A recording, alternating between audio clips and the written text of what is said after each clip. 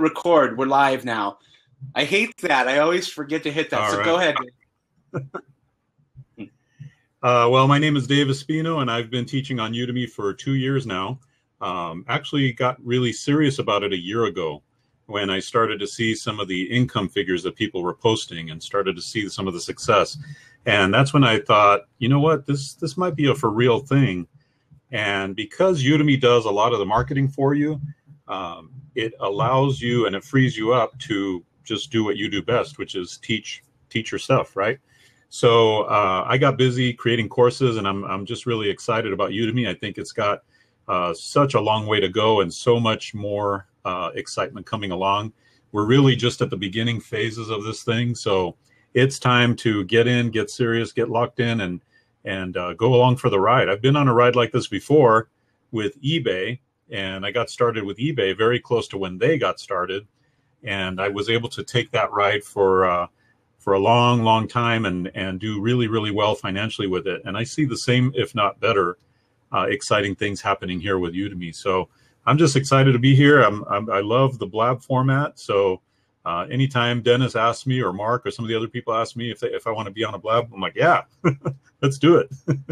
So yeah, that's me.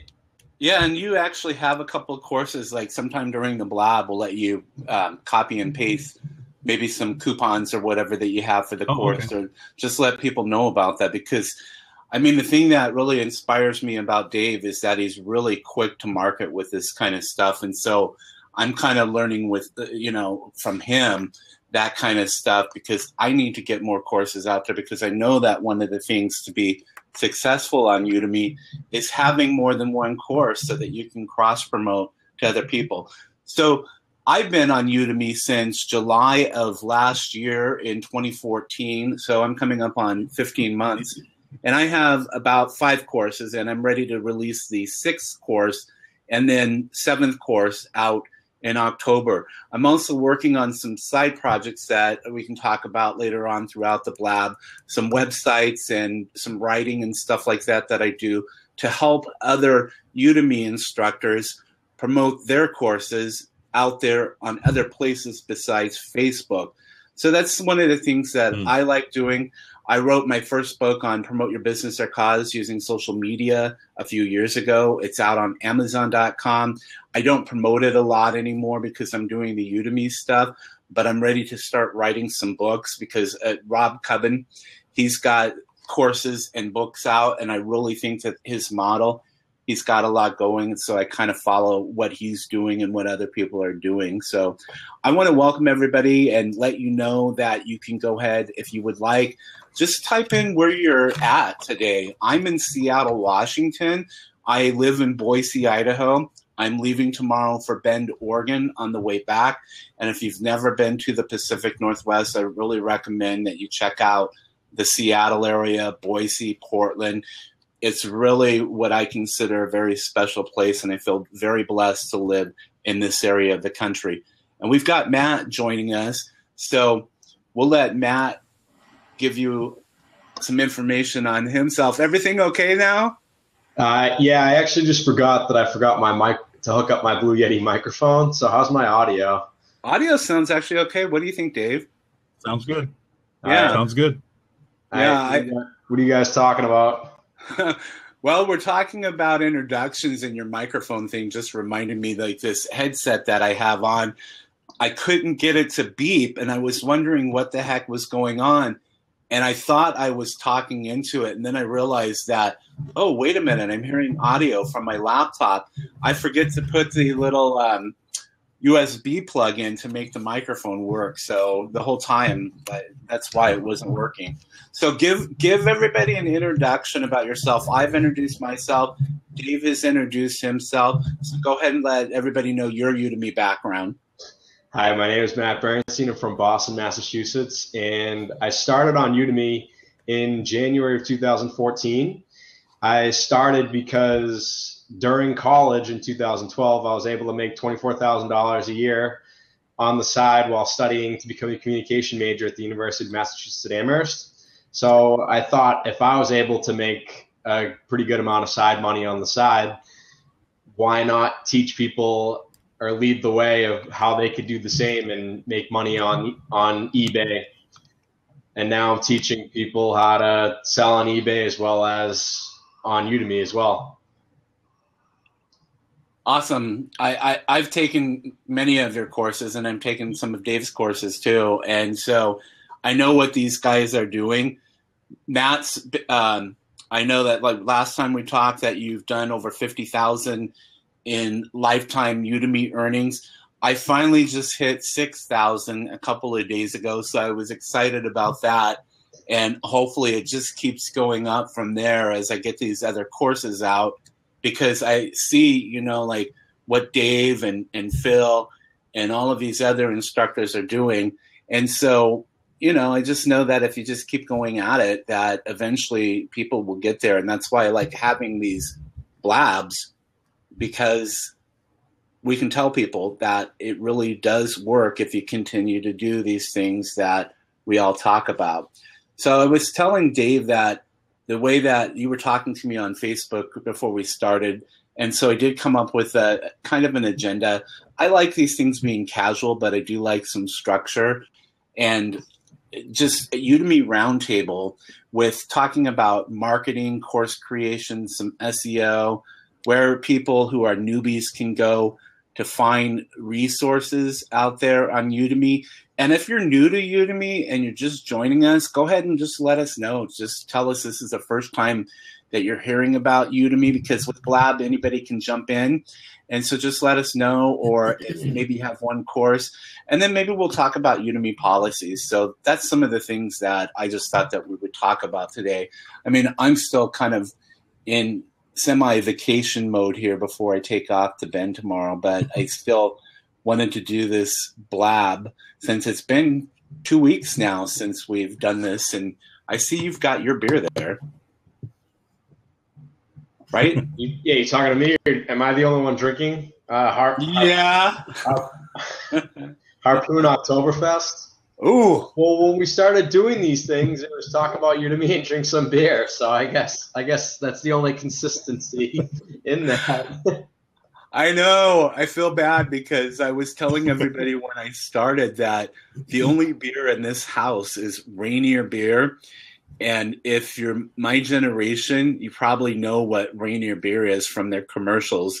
They had some crazy commercials back in the day, and they have Coors Light, and I drink, you know, the same stuff that you drink, and the store's like too far away for me to go out and get something. I know, Oktoberfest beer, and that's what I want to do. So if you have your favorite beer or your favorite beverage, coffee, water, or whatever, grab it. Mine is water, not vodka, water. Isn't your favorite beverage coffee? That too, yeah.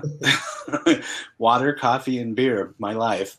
So why don't we just go ahead and we'll start with marketing, and maybe just ask Dave, and then we'll move to Matt, some of your tips that you can share out there that you think work really well with Udemy marketing. Well, one of the things that you want to do is you want to just be sure that you're in the right place at the right time for people to get your message. You know, the thing about marketing is people tend to shotgun their marketing as opposed to focus it. And so what I like to do is I like to make sure that my time is used very efficiently. And the way I do that is I make sure that wherever I market, like if I'm going to market a course about how to create a Udemy course, right? I think we all have one of those, or I know Matt does. Do you have one of those, Dennis?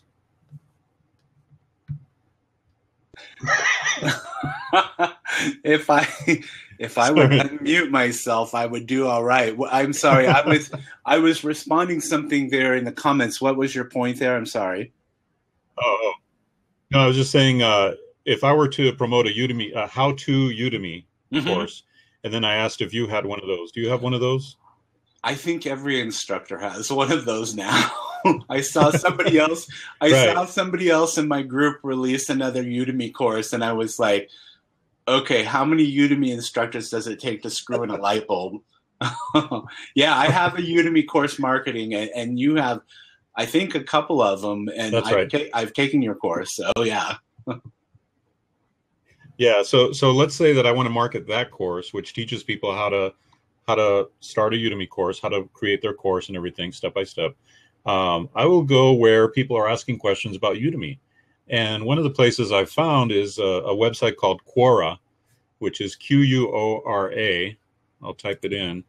And basically, it's kind of like a Yahoo Answers website, where people ask all kinds of questions. They ask questions about any topic imaginable. And so what I'll do is I'll go on there and I'll answer questions that people have about Udemy. And then towards the end, I'll put a little, like I'll say reference, or I might say, here's my course that walks you through that step by step.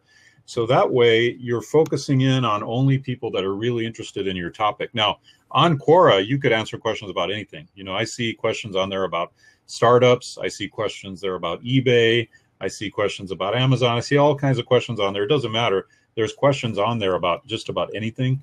So no matter what your course topic is, you could make it a daily habit of seeing what new questions have popped up on Quora that day in your topic and answer those questions. And if you answer those questions really well, you know, the more lengthy or the more solidly you answer those questions, the more credibility your answer is going to have, and the more likely it is that people will click through and buy your course, or at least check out your course. And we want either one of those. We want them to either check out the course, because when they land on our course, we know what Udemy does, right? Udemy then takes over and starts retargeting that person and placing, you know, showing ads to that person about your course all over the internet. So I actually, you know, I would love it if everybody that came from Quora bought my course, but I also know that's not going to happen. A certain percentage, a large percentage of those people are not going to buy the first time. But I know that Udemy now has this retargeting pixel on their computer that will now show them an ad from my course. So now it doesn't happen every single time or for every course, just to give that disclaimer, but it's a good way to get very focused on your marketing and to be able to drive a lot more traffic to your courses. But the point is, in everything you do, you want to try to be as focused on where your particular audience hangs out. You know, the audience that's looking for information about your topic, look for where they hang out, and that's where you need to hang out. And that would be kind of my overall, I guess, my overall message about marketing Udemy courses. It's true for actually just about everything. I mean, it doesn't matter what you're selling. If you're selling, you know, iPhones on eBay, you want to go hang out where people are interested in iPhones, you know, and that's how you're going to get the best results. So I think that's one just general idea there. Yeah, I was going to say, I think that's a great idea, because one of the things that people need to realize is that you have to look for places off of Facebook, off of Twitter or whatever, where you can go out and promote your course. And that's why the other day I was holding a blab and we were talking about course coupons. And I guess that would probably be what I would talk about right now, is that you want to take your course coupons and put them out there on these sites that are basically affiliate marketers, and that's a whole other topic, but it's somebody else promoting your course for you on their website, which might be highly trafficked. Is that a word, trafficked? Gosh darn it. Trafficked. Yeah, trafficked. Lots of traffic on that website, darn it. And that way people are coming across your course, but not only are they coming across your course, you're optimizing, or you're kind of optimizing for not social media, but for search engine optimization, because you're backlinking to your course somewhere else out on the web. And so Google is seeing that. And so when somebody starts to do a search that's related to your course topic, that hopefully Google is going to rank you up higher.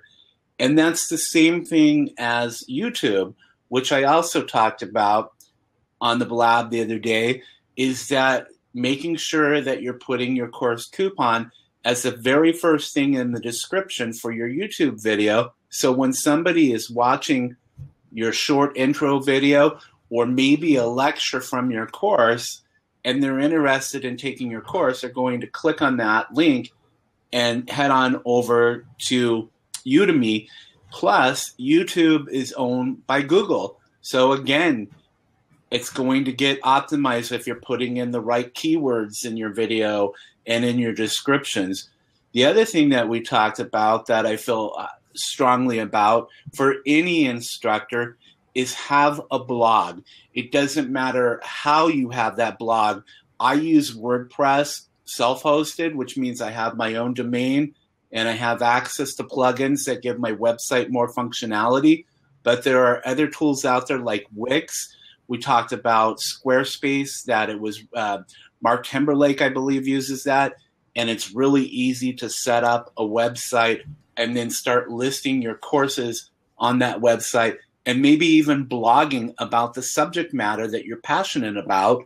And if you keep doing that, eventually you're going to have content for either an ebook or another Udemy course. So those are just some of the things that when it comes to marketing, is that even though I teach a course specifically on course coupons and things like that, you have to remember that not everything in this world revolves around Facebook and Twitter. There's so many other places offline at networking events and online for you to promote your Udemy course. Welcome back, Matt. Yeah, sorry, I had to pick up a phone call from my mom. Oh, did you tell her we said hi? No. We're blabbing. So we're just sharing some of our tips for marketing Udemy course. And Dave talked about, it's Quora, right? Quora, yeah. So Dave talked about Quora. I talked about using things like YouTube and blogging and coupons for marketing Udemy courses. What are your suggestions? Well, I wanted to go a little bit further with the course coupons because I wanted to say like how I organize them and how you could streamline them for the future, because I like to relist all of my course coupons onto course sites and deal sites specifically for Udemy courses, and that could be very, very tedious, and you can waste a lot of time if you don't have a correct like organizational system in place. So I know Dennis earlier in the thing posted where a checklist of coupon sites that accept Udemy coupons on, and what works best for me is putting on either $5 coupons or $3 coupons or $1 coupons. And when enough people buy them on these websites, we're talking hundreds of dollars. And I've proven that in the past, and it's still working today in the future. So what I would do is you get a list of coupon websites, such as what Dennis has for his checklist, and then you put together a document of the title of your course, the subtitle of the course, how much the course is, and then the coupon for that.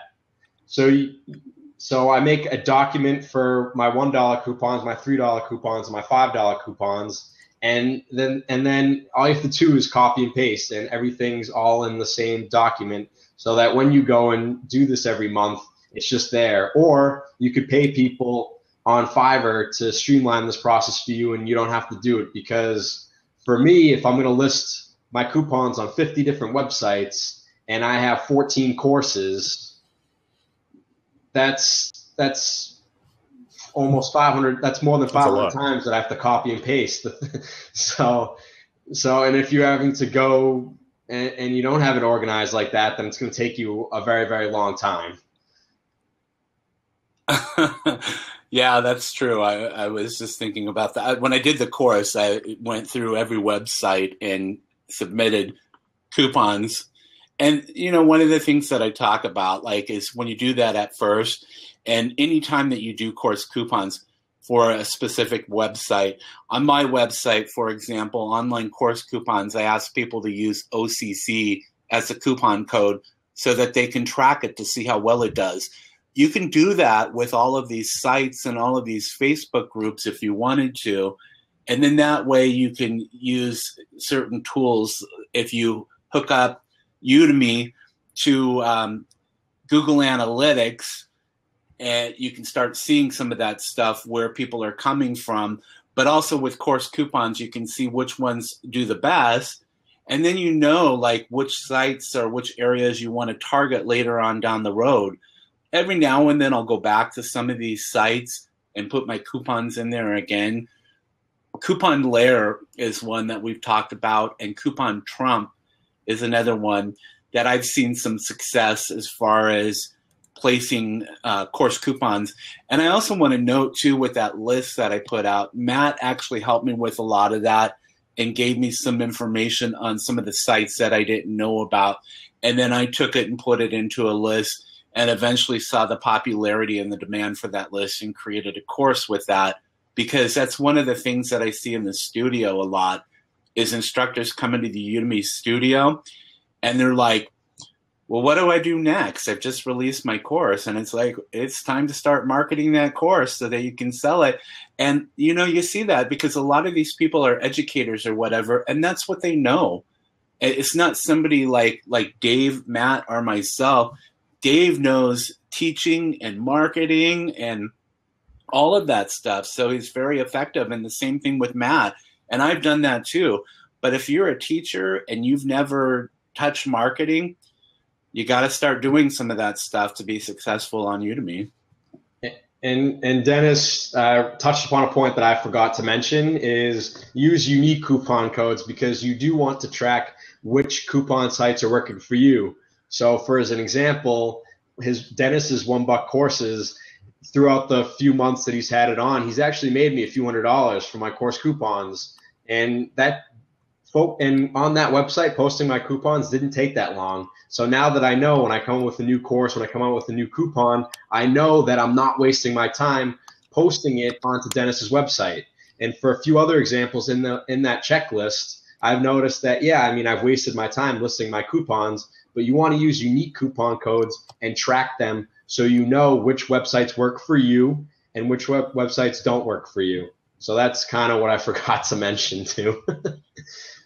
Yeah, and you know, in the course, I actually added the ability to download that list on PDF, also an Excel spreadsheet. So if an instructor wanted to, they could download it to Excel and they could add a column and just put a check mark on each one that they place their coupons on. And you could do every month or something like that, or every other month, and just put a check mark and go back to those sites and just kind of manage that kind of stuff, because otherwise, you know, you start getting buried down further. I go down to, you know, another one that I didn't mention is bestblackhatforum.com. That site really has a lot of traffic. I'm not going to say highly trafficked or whatever I said before, but has a large amount of traffic going to that site. Dave, do you use Best Black Hat Forum?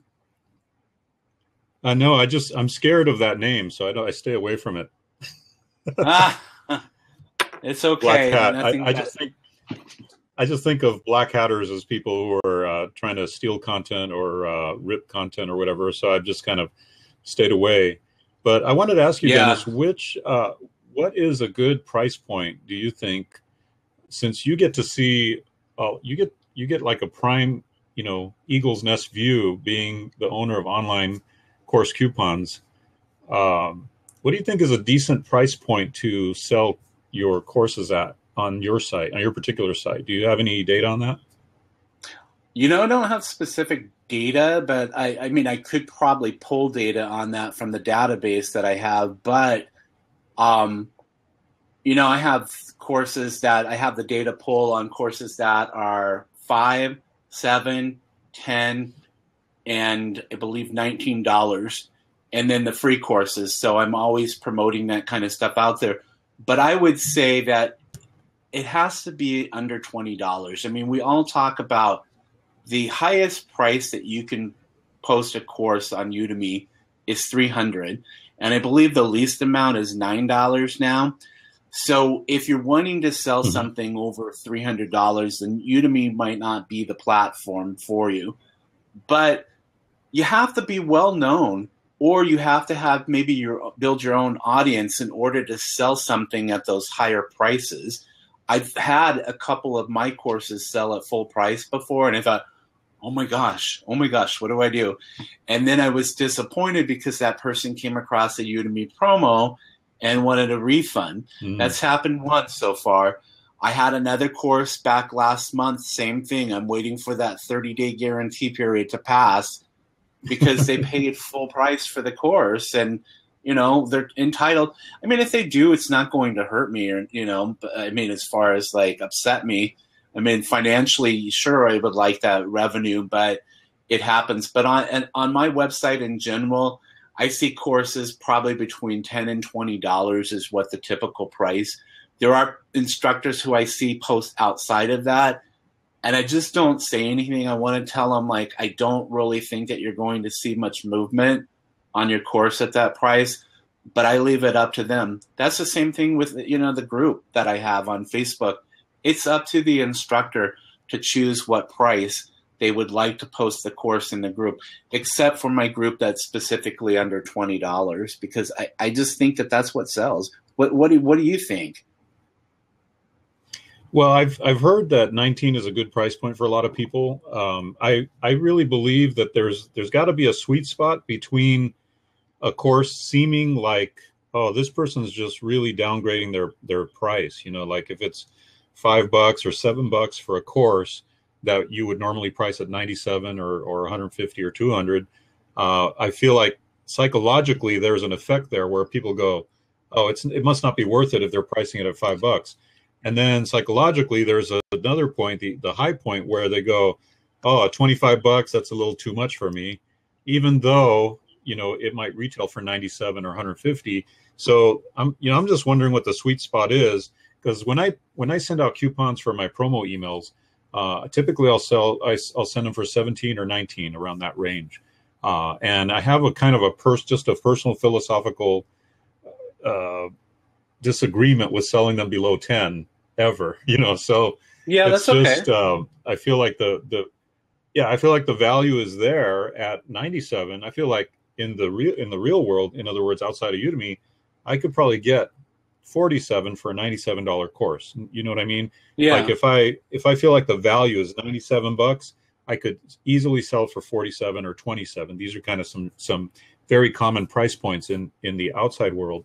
So that's why I feel comfortable with about 19 as being a good discounted rate for my courses.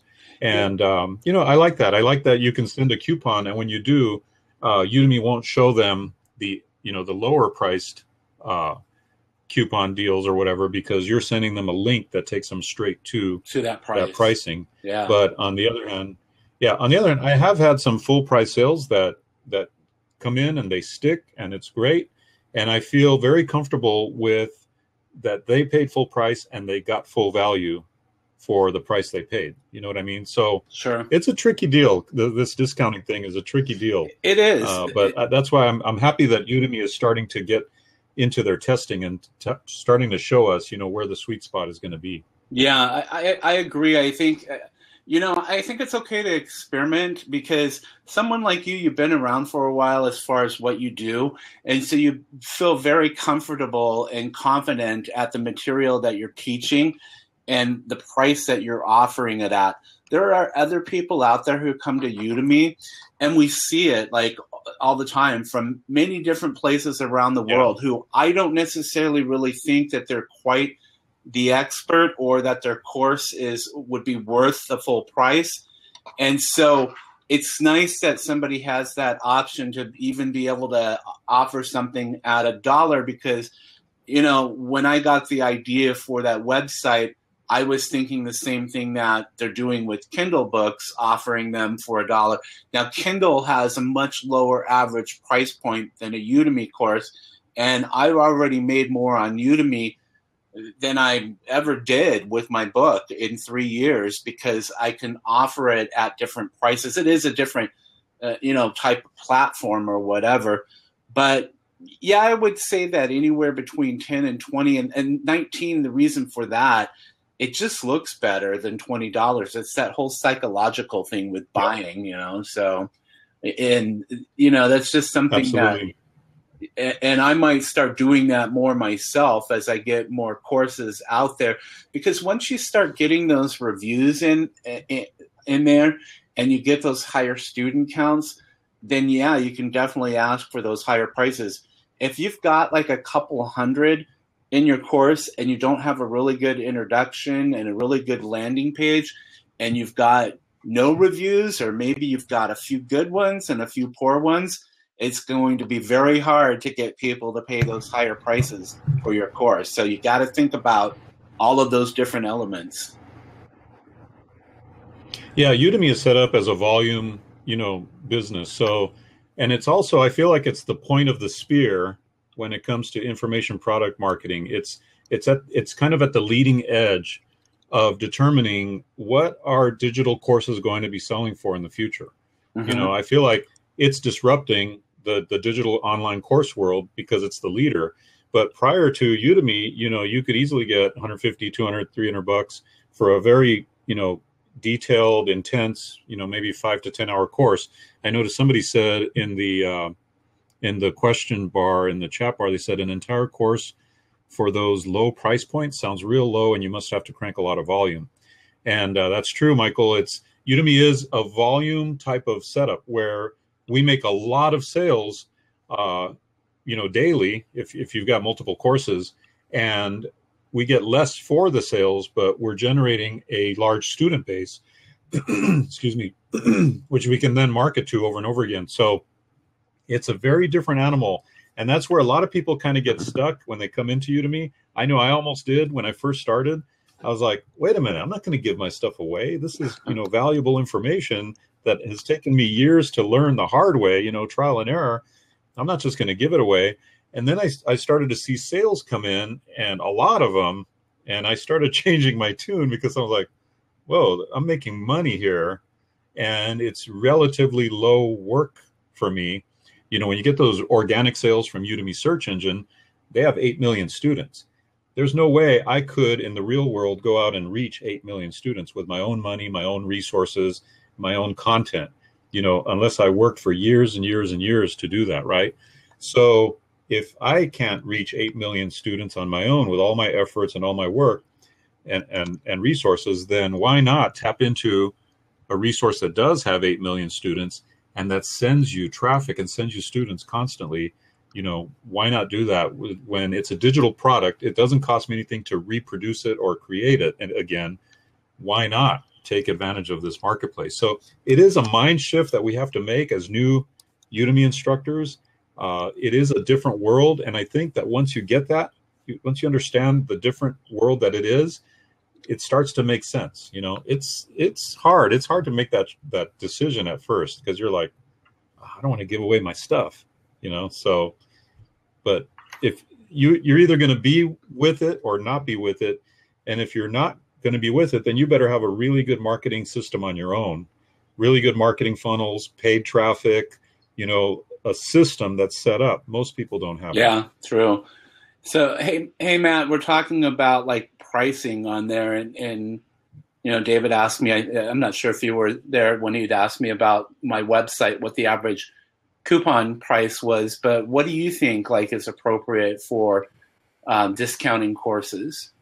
Yeah, sorry, I had to run away. The cat was scratching on a new couch, so I didn't want to. And my landlord called who did work today on my apartment, so I was going to call again. So if I disappear, that's where I disappeared off to one more time. Hopefully we won't hear the cat scream. Wait, what?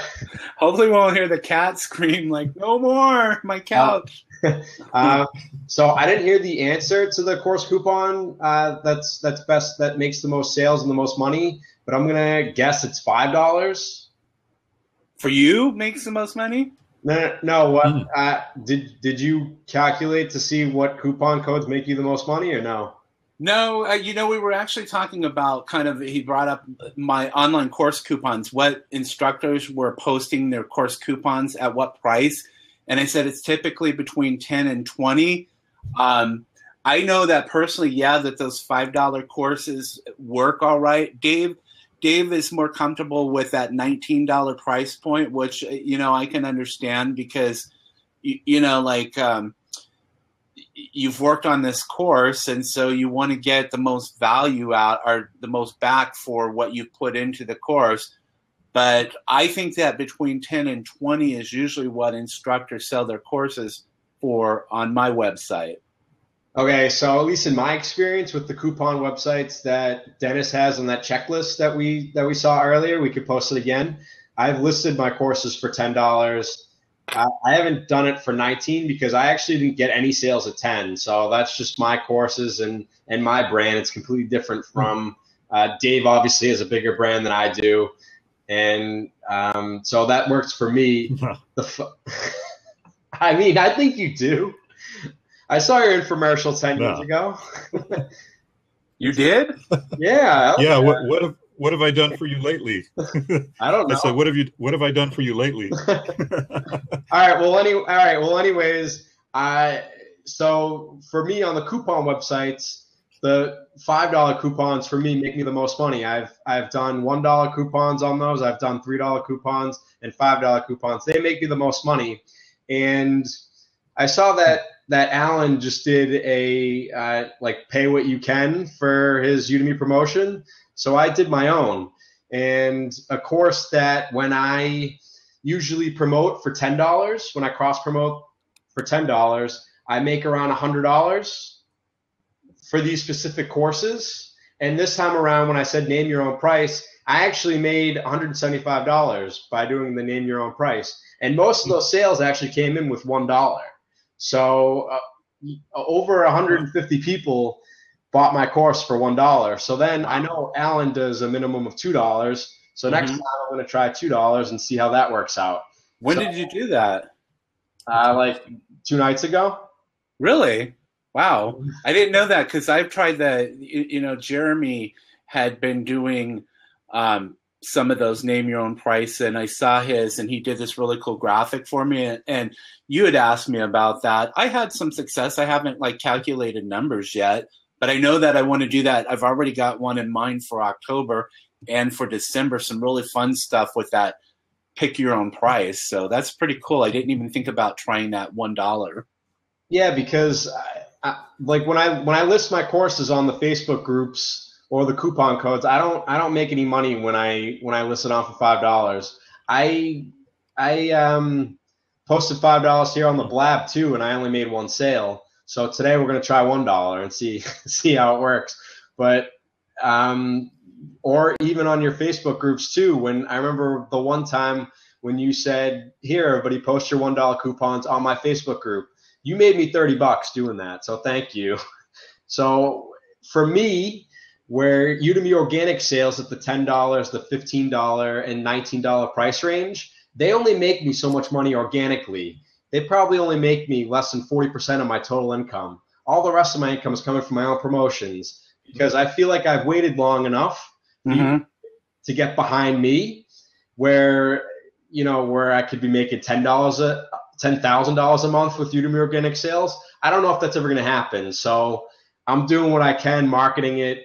I'm not necessarily building an effective brand the way that an effective brand would be built. I'm just kind of all over the place, scattered, testing a bunch of stuff and seeing what works. Yeah. I mean, that's kind of what I do. And one of the things that I think that we've talked about is even if it's $1, that Udemy is still seeing that as somebody enrolling in your course. I'm not sure if they necessarily, their algorithms look at what price points people are enrolling in your course at. They're just seeing that you're adding students, whether they're a new student or already a student. And I think that possibly kicks in the organic stuff that, like my Udemy marketing course, I'm not sure if I have it in the right category or not, but I've done a search and I come up as far as like paid courses. I'm on the page when I go through the categories and all of that. Now, is it generating me a lot of money? No, because I'm still driving my car. That's a 2000 Ford Focus. But I'm learning these things as I go so that if I fine tune them, then hopefully it'll start to pay off for me in the long run when I get somewhere where Dave is at. And I'm not sure if he's on this side of me or not when we're looking, but the other side. This side, it's so confusing. but once I start adding more and more courses, I had 1 month in May that with 4 courses, I did $1,200. That was my best month so far on Udemy. It's dropped down since then, but at 4 courses, if I'm doing $1,200, if I have 4 more courses that I add on, then maybe my best month will double up into, that $2,000 to $3,000 a month. I don't know. you know. So that's just some of the stuff that I do. So I was just looking over here. Maybe we should take a look at some of these questions and answer a few questions over here. Yeah, there's a lot of questions coming up here. I know. Where should we start? At the top? I like. I can read the first one right there. The first one says, "Do many use Udemy courses to set them at a lower price points and then move people over to higher price points outside of Udemy that are more comprehensive courses?" And I answered that one. I just said, yeah, you could do that if you want. You just can't specifically market to those students on Udemy. It's a no-no. So you have to use ways to get them to know your website, which you can do in the bonus lecture, and then have them maybe go onto your email list. And Dave, you might do something like that because I know you use Fedora for your courses. So there are other platforms out there. And Dave's talked about that. I would recommend here on Blab, type in his name and you can see all of his past replays, all of my past replays. And he's got one where we talked about Fedora, and take a look at that. But what would you say on that?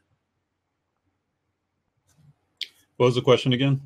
Just that moving, setting courses at lower prices on Udemy and then moving people to higher price points outside of Udemy. And so my answer was, yeah, you can do that. You just have to be careful on how you do that. Well, I got two answers for that. First of all, I think that's a great idea. I also think that Udemy makes it difficult for us to pull a student from Udemy to an alternate platform or to our own website. That doesn't mean it's impossible. In fact, with Blab, it's a perfect transition. If you have, let's say you build up a bunch of students in a lower priced course, like a 1 hour, 2 hour, 1 hour, hour and a half course, right? A real quick course. It might even be a 45-minute because the minimum is 30 minutes. So let's say you make a 45-minute course that introduces people to you and to your main topic, right? And then maybe you do like what we're talking about here. You spread coupons all over the place and you offer it at a really low price to get as many people as possible into your course. Then what you do is you hold a Blab just like this for those students in that course to do a Q&A or a little bit more advanced topic on that same topic, right? And in that Blab, you introduce them to your higher priced coaching, consulting, or higher priced course, which maybe then is like a 3, 4, 5 hour course or a coaching program. And from that, that's where you generate the big money. So there is a way now. There wasn't before, but now with Blab, there is a good way to take your students from Udemy to let's say an unbiased third place, which is Blab, because on Blab, you're not breaking the rules. The Udemy rules say you can't have people opt in, you can't take their email address, you can't get any of their their contact information when you send them to a website, right? So by sending them to Blab, we're not receiving any of that information. They're still, so to speak, anonymous with us, right?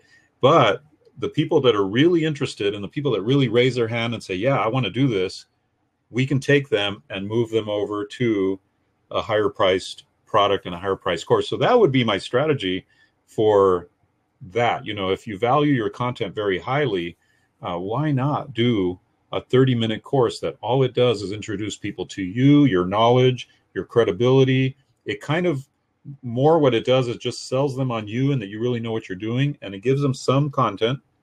A long time ago in the internet marketing world, we called this course useful but incomplete. So you're kind of making a course that's useful but incomplete, and then you give them the completion or all the other details through this Blab, and then send them somewhere else. And then where I like to send them, if I'm going to send them to another course, is Fedora. I have all my courses on Fedora.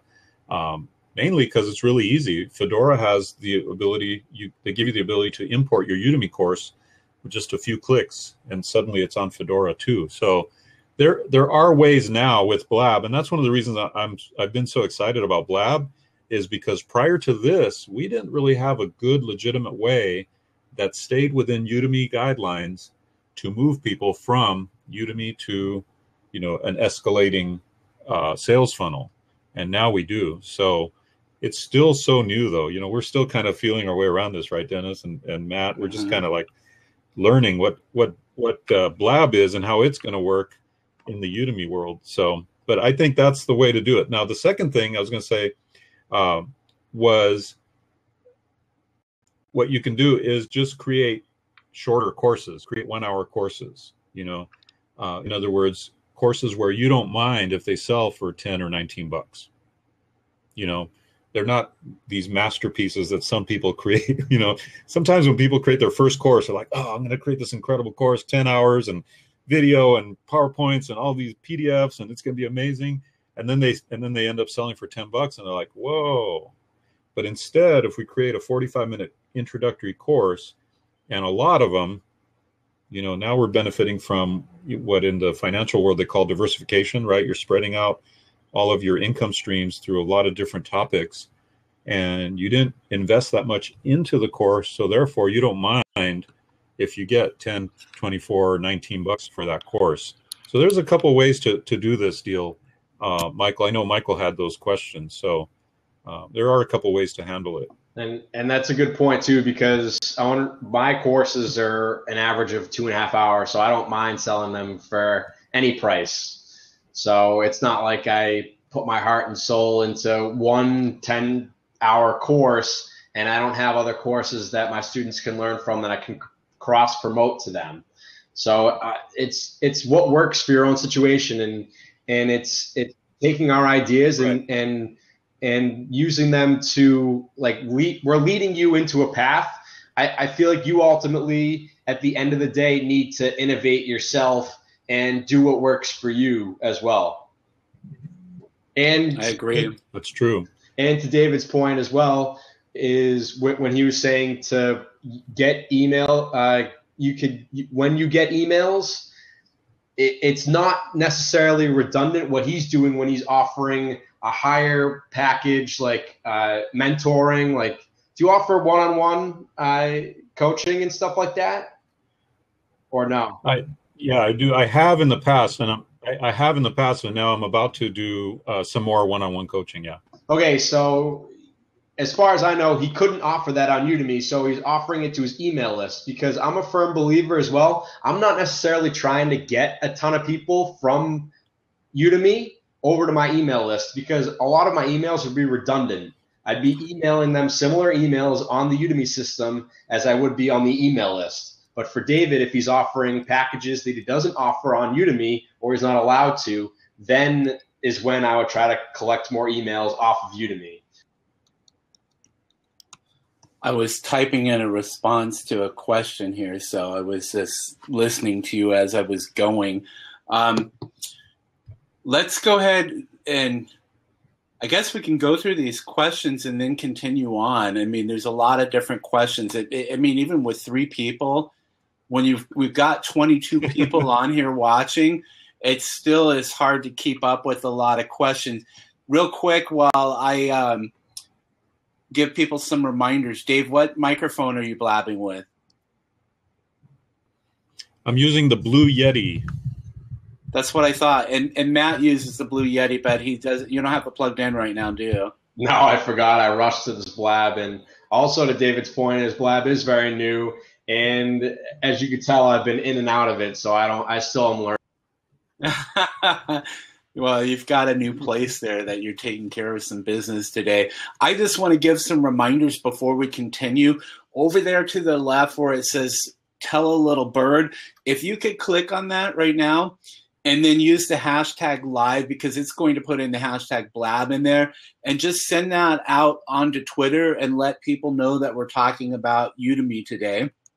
And if you want to connect with those who are here with us today, including myself, Dave, or Matt, or anyone else, Jeremy is here with us. And I thought I saw Phil Ebener earlier. I think I see a circle there. And you can hover over those and you can connect with those individuals here on Blab or on Twitter. If you have a question to ask, and there's been many questions, I want to thank you for using /Q, a space, and then your question so that we can filter it out and see your question. Because when we're looking at everything going on, it's hard to look for which ones are questions and kind of multitask. And, here in a while, too, we'll open up the hot seat. And if you want to jump in and ask us a question live, if you're comfortable doing that, I'll unlock that seat, and you can certainly do that. So let's go ahead and go to another question here. Let's see. Does Udemy as a marketplace devalue education? I have 2 photography courses I sell on my own for $69, and that they rarely discount, and also have very few refund requests. What would you guys say? I don't think that Udemy is necessarily devaluing education, because I look to see Coursera and other free courses. They give away courses that University of Pennsylvania at the Wharton School of Business teaches, and if you actually went there, it would be thousands of dollars. So I look at that, where all these platforms that arguably have better information than I give the courses away for free.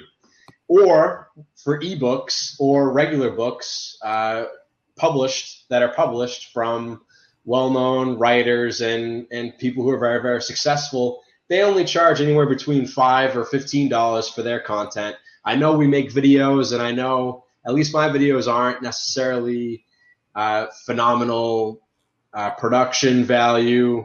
They don't take that much time to make. So these people who are dedicating years of their life to writing a book, who are only charging like $13 for, no, I don't think that Udemy devalues education. Mm-hmm. And Dave? Yeah, I feel the same way. I don't feel like Udemy itself is devaluing education. I feel like right now they're like I said earlier, they're at the kind of the spear point of understanding online education, because frankly, before Udemy started about 5 years ago, this was technologically not really feasible as a financial business model. Having having pre-recorded online courses costs too much to store the video and to provide the streaming of it and all that kind of thing. So when Udemy came along, they were really just kind of at the forefront of, is this going to be a legitimate business model? Can we even build a business with this? And they're finding out, yes, they can. Now, right now in their history, they're discounting a lot. They're discounting heavily because they're in the process of building as many students as possible, creating as much of a user base as possible, because they want to be the Amazon or the eBay of, the online course world. So we're in an interesting point in time. The way I see this is, I'll be okay with those discounts for now, because they're building this massive platform that's going to be in the multi-millions of students, right? Well, it already is 8 millions, but I'm talking a lot more. But while they're doing that, I'm going to ride that wave with them, just like I rode the eBay wave, because I've done this before and I know how it works. Had I not had that experience, I'd have many more doubts. But I'm going to ride this wave along with them. And I believe in the long term, and even in the short term, that Udemy will start to equalize pricing and start to give us guidelines for how these courses should be priced and how they should be sold and that kind of thing. And by doing that, just like Kindle ebooks, before, an ebook used to sell for $27 or $47, certain ebooks, and Kindle came along and democratized the pricing of ebooks down to $10 or $5 or $1. That doesn't mean that the value of education is lower. It just means that the entry price to get into education, whether it's an ebook or a course, is lower, which means a lot more people will participate at that level. So it's, again, that volume versus, value proposition. And I believe that at some point it's going to all equal out. I don't know if that answered the question, but I think that went on a rant, some kind of a diatribe. I think that was good information. I mean, I think they got in at the right time, because you're so right about technology. Broadband speeds are increasing the world. In fact, some places around the world have much faster broadband speed than we do here in the U.S. And the whole cloud idea and stuff like that. I know that where I'm at right now in the Pacific Northwest, there are many, many data centers because Microsoft is located here. Amazon has huge data centers. Matter of fact, they have data centers out in the middle of nowhere. Facebook, I've driven by their data center in Prineville, Oregon, and they've got 2 huge buildings. They're adding a third, and that's to store massive amounts of data like photos and courses and things like that. And now we have all of those elements together. So now is the time for something like Udemy. And you talked about the growth. I'm hitting enter right now, and the article that I've just posted was an interview with Dennis Yang, who is the CEO of Udemy, on Bloomberg. So now they're getting massive amounts of exposure to people who have never even heard of the platform. And so that 8 million is just going to keep ticking up and up. And Dave, he's got over 40 courses, and Matt's got over 10 courses, and I'm adding a new course this week. You have over 10 courses, right? You're like 11 or 13, Matt, right? Yeah, I have 14. I was just that reaction. Okay. David's 40. I didn't know Dave. No, I only have 32. Still, that's a ton. That's awesome. So anyway, you get my point that as these students come on board, they're going to become your future students. And for some reason, speaking about internet, Dave, who's located in the LA area, is getting poor internet signal. So maybe give him some props or something like that to help him come back. That's what those hands are at the bottom, by the way. Let me see if I got to fix somebody's backup. I make sure that I shut off. I'll be right back. Okay. I make sure that I shut off other things because, man, even though you have high-speed internet, if you've got cell phones and tablets and stuff like that in your house, all of those just automatically, if they're connected to the internet, could be downloading new updates or whatever, messing up your internet speed.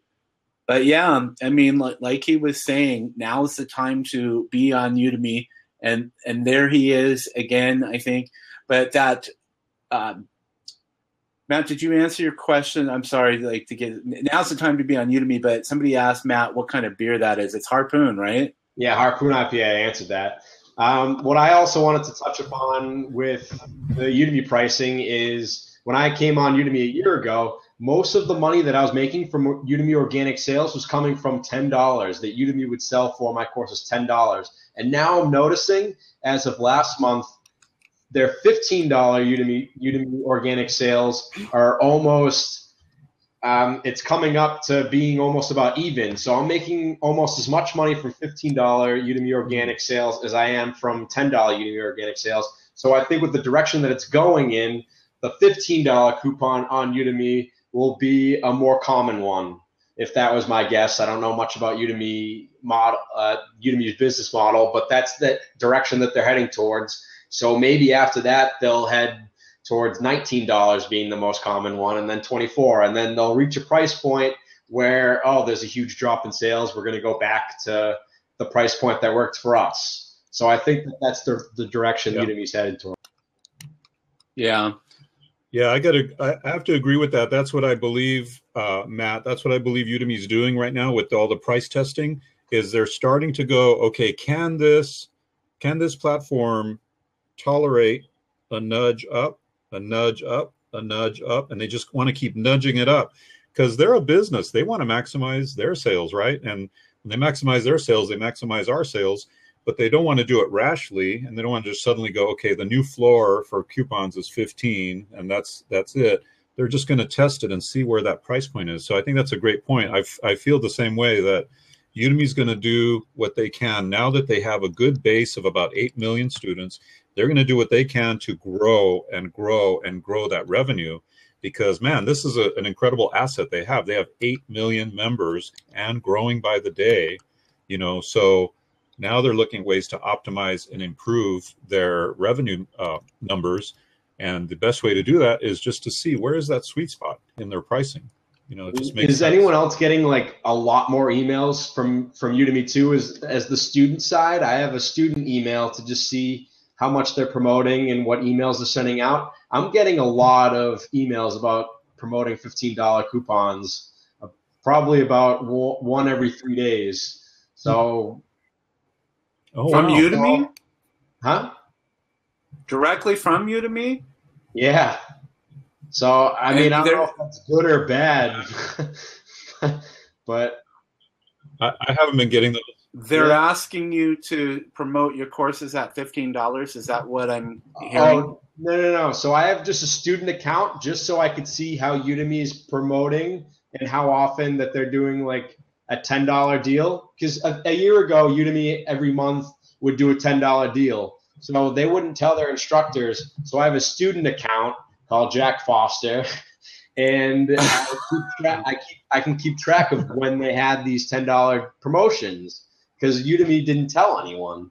So I'm getting now a lot of promotion, like emails from Udemy promoting not my courses, but everybody else's courses for $15 in the business realm.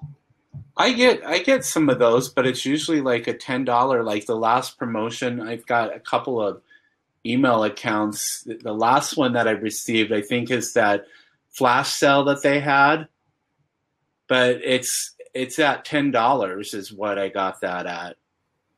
I've been getting a bunch of $15 ones. So yeah, well, they'll test different price points. It says only hours left, $10 course sale ends soon. Only hours left. Get any course for $10, and then they put like a little asterisk there, but they never put anything that explain. Oh, some exclusions apply, so they do put that. And then September 30th at 11:59 p.m. That's kind of what I've been getting, and that's just with my general Udemy account that I have. So you're saying that it's different if you create like another account?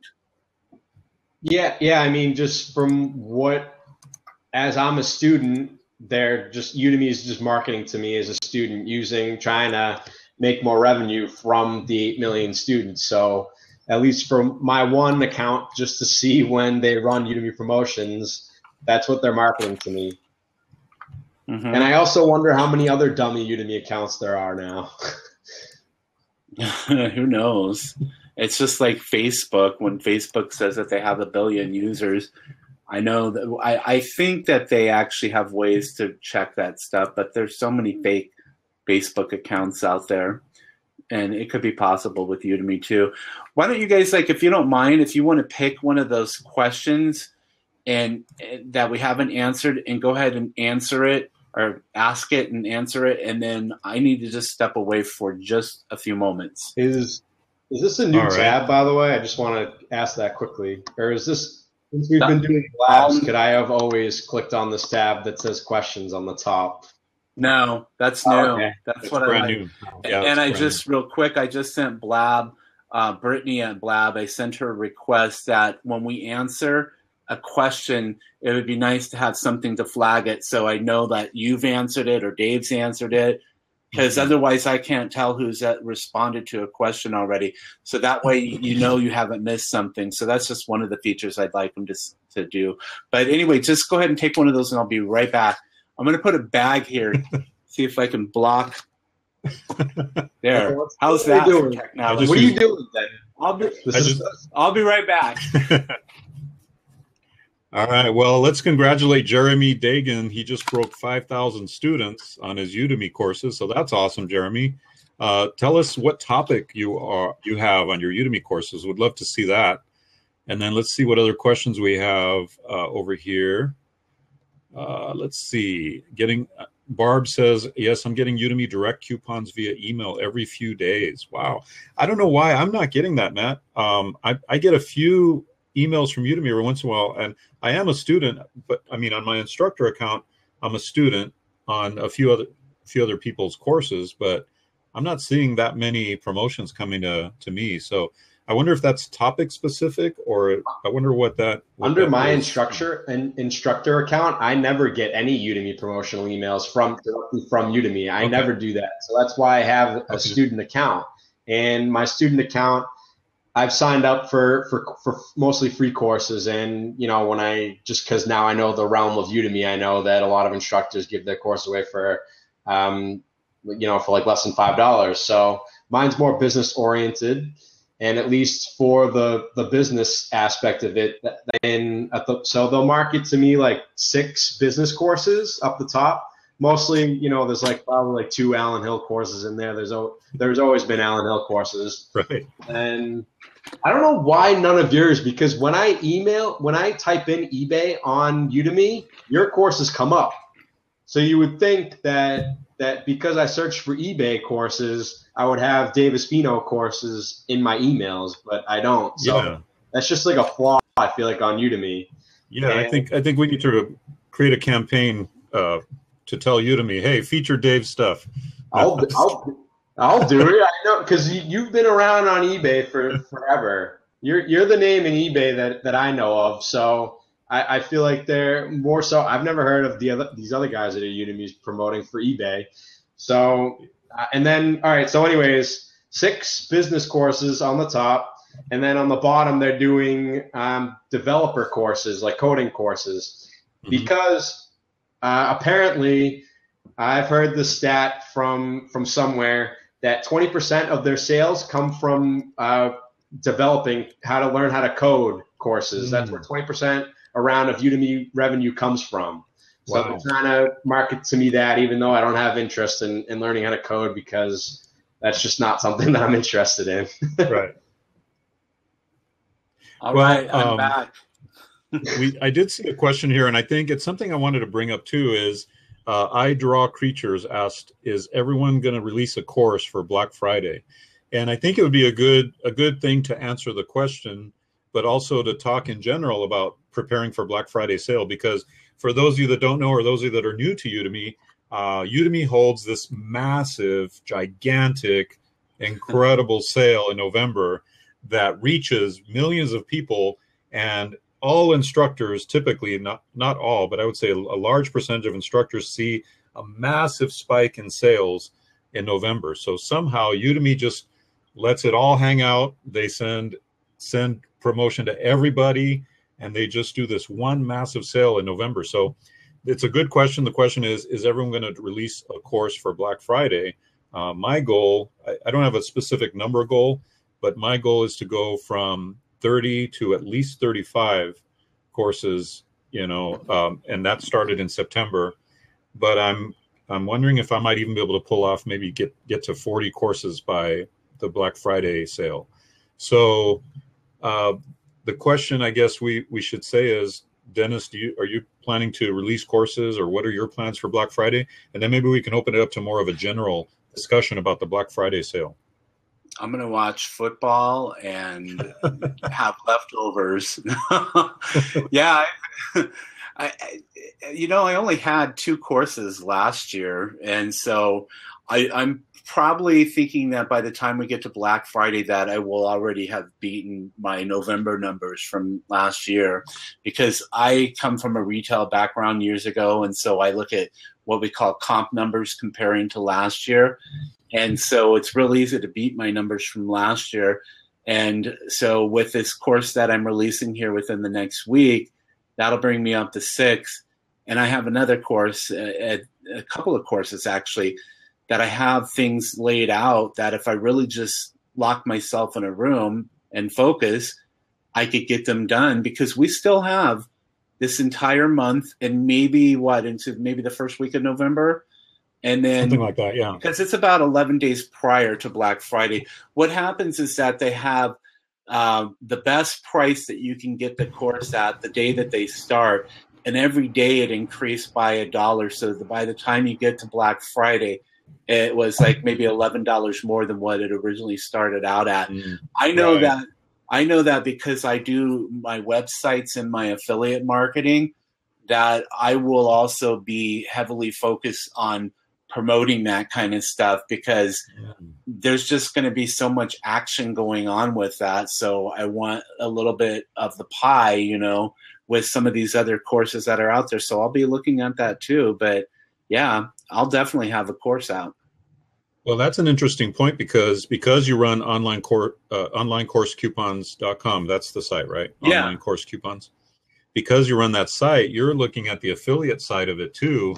And I'm wondering how that's going to be for you. You might actually out earn your Udemy course sales from affiliate sales because, you know, Udemy installs that cookie, and then any other courses people buy through that cookie, you get credited for. So that might be interesting. I'm looking forward to seeing how that works for you. Yeah, you know, there's some affiliate marketing courses that are out there from some people that I know and respect, but I'm kind of now at the point where I'm thinking that what I'm doing as far as earnings, because you said out earn, well, just take today alone. I've already exceeded that with affiliate marketing than what I've earned on my courses on Udemy just the first day of this month. You know, not that every day looks like that, but when I went into Linkshare today to look at that, I was like, how did that happen? So like when we're done with today's blab, I'm going to look at that stuff and look at the data, because that's what I'm always doing, is trying to, just like Udemy, trying to figure out what's working and double down on that. That makes sense. Matt, what do you have planned for Black Friday? What I have planned for Black Friday is, well, I have 14 courses, so I feel like I've put in enough time on content creation. So instead of creating a course, I'm going to just market the courses that I already have, because I want to make sure that I have enrolled the most students the month before and as much as I can before the Black Friday sales start. So they keep track of how much each course has earned this month. So I assume the more money this course earns, the more money I can make. Number two, the more people enrolled in the course in the month, the more money that I can make from Black Friday. So I want to focus on marketing my courses for Black Friday. And what were you guys literally just talking about? My mind went blank. Dennis's affiliate sales? Yeah, a little bit about that. Just talking about that for me, not only the courses, but I'm going to focus on marketing other courses, because there's just going to be so much going on during that time. And just thinking about it while you were talking, that now if you have Twitter or if you have something like, the name's going to escape me right now. Well, I use TweetDeck. What's the other one they're up here in Vancouver, Canada, that does the automated sending for Twitter? Are you talking about Hootsuite? Yeah. So if you're an instructor and you have something like Hootsuite, which I believe there's a free version of that, and I use TweetDeck, which is owned by Twitter. So it's tweetdeck.twitter.com. And you can load in the tweets, because my understanding of Twitter is like, I think it's Andy Warhol who said your 15 minutes of fame. I think that Twitter is the same way, that it's like your tweet has about a 15-minute lifespan. So what I do is I load stuff in Twitter. So when I came up here to Seattle, I went through and loaded everything in Twitter. So while I was here, I wasn't having to do that, so that I could focus on other things. So you might think about doing something like Hootsuite or TweetDeck before Black Friday and loading your courses in there, so that during that time frame, and tag it with Black Friday as the hashtag, because everything else that's going on, and Udemy, everything else that's going on is going to have that tag. So people are going to be looking at that kind of stuff, and maybe just preload that and have that ready to go. Got you thinking there, huh? Well, also, I think for you, I know we didn't talk about it before, but when Dave said that Udemy keeps those cookies for 7 days in there, Dennis, it would be wise for you to start affiliate marketing before that. Get a bunch of people in there, even if it's enrolling them. I'm wondering, if you enroll someone in a free course, do you get that cookie in them? And then do you really want me to say? If they buy, yeah. So I'm just thinking about this right now. So if I gave somebody a free course and then I get that cookie installed in their system, and then Black Friday comes along and they buy something, would I get that sale?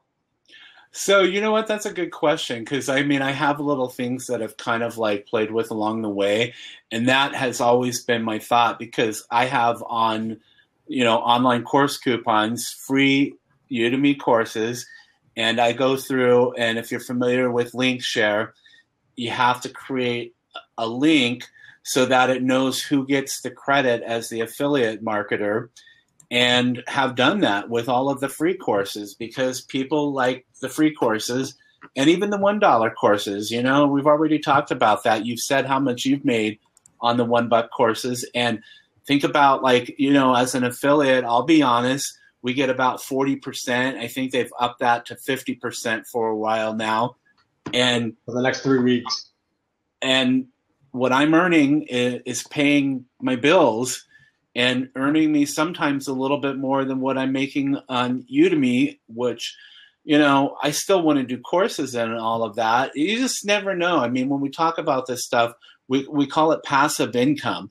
So I've got income coming in from Udemy courses. I've got income coming in from affiliate marketing and other things that I do.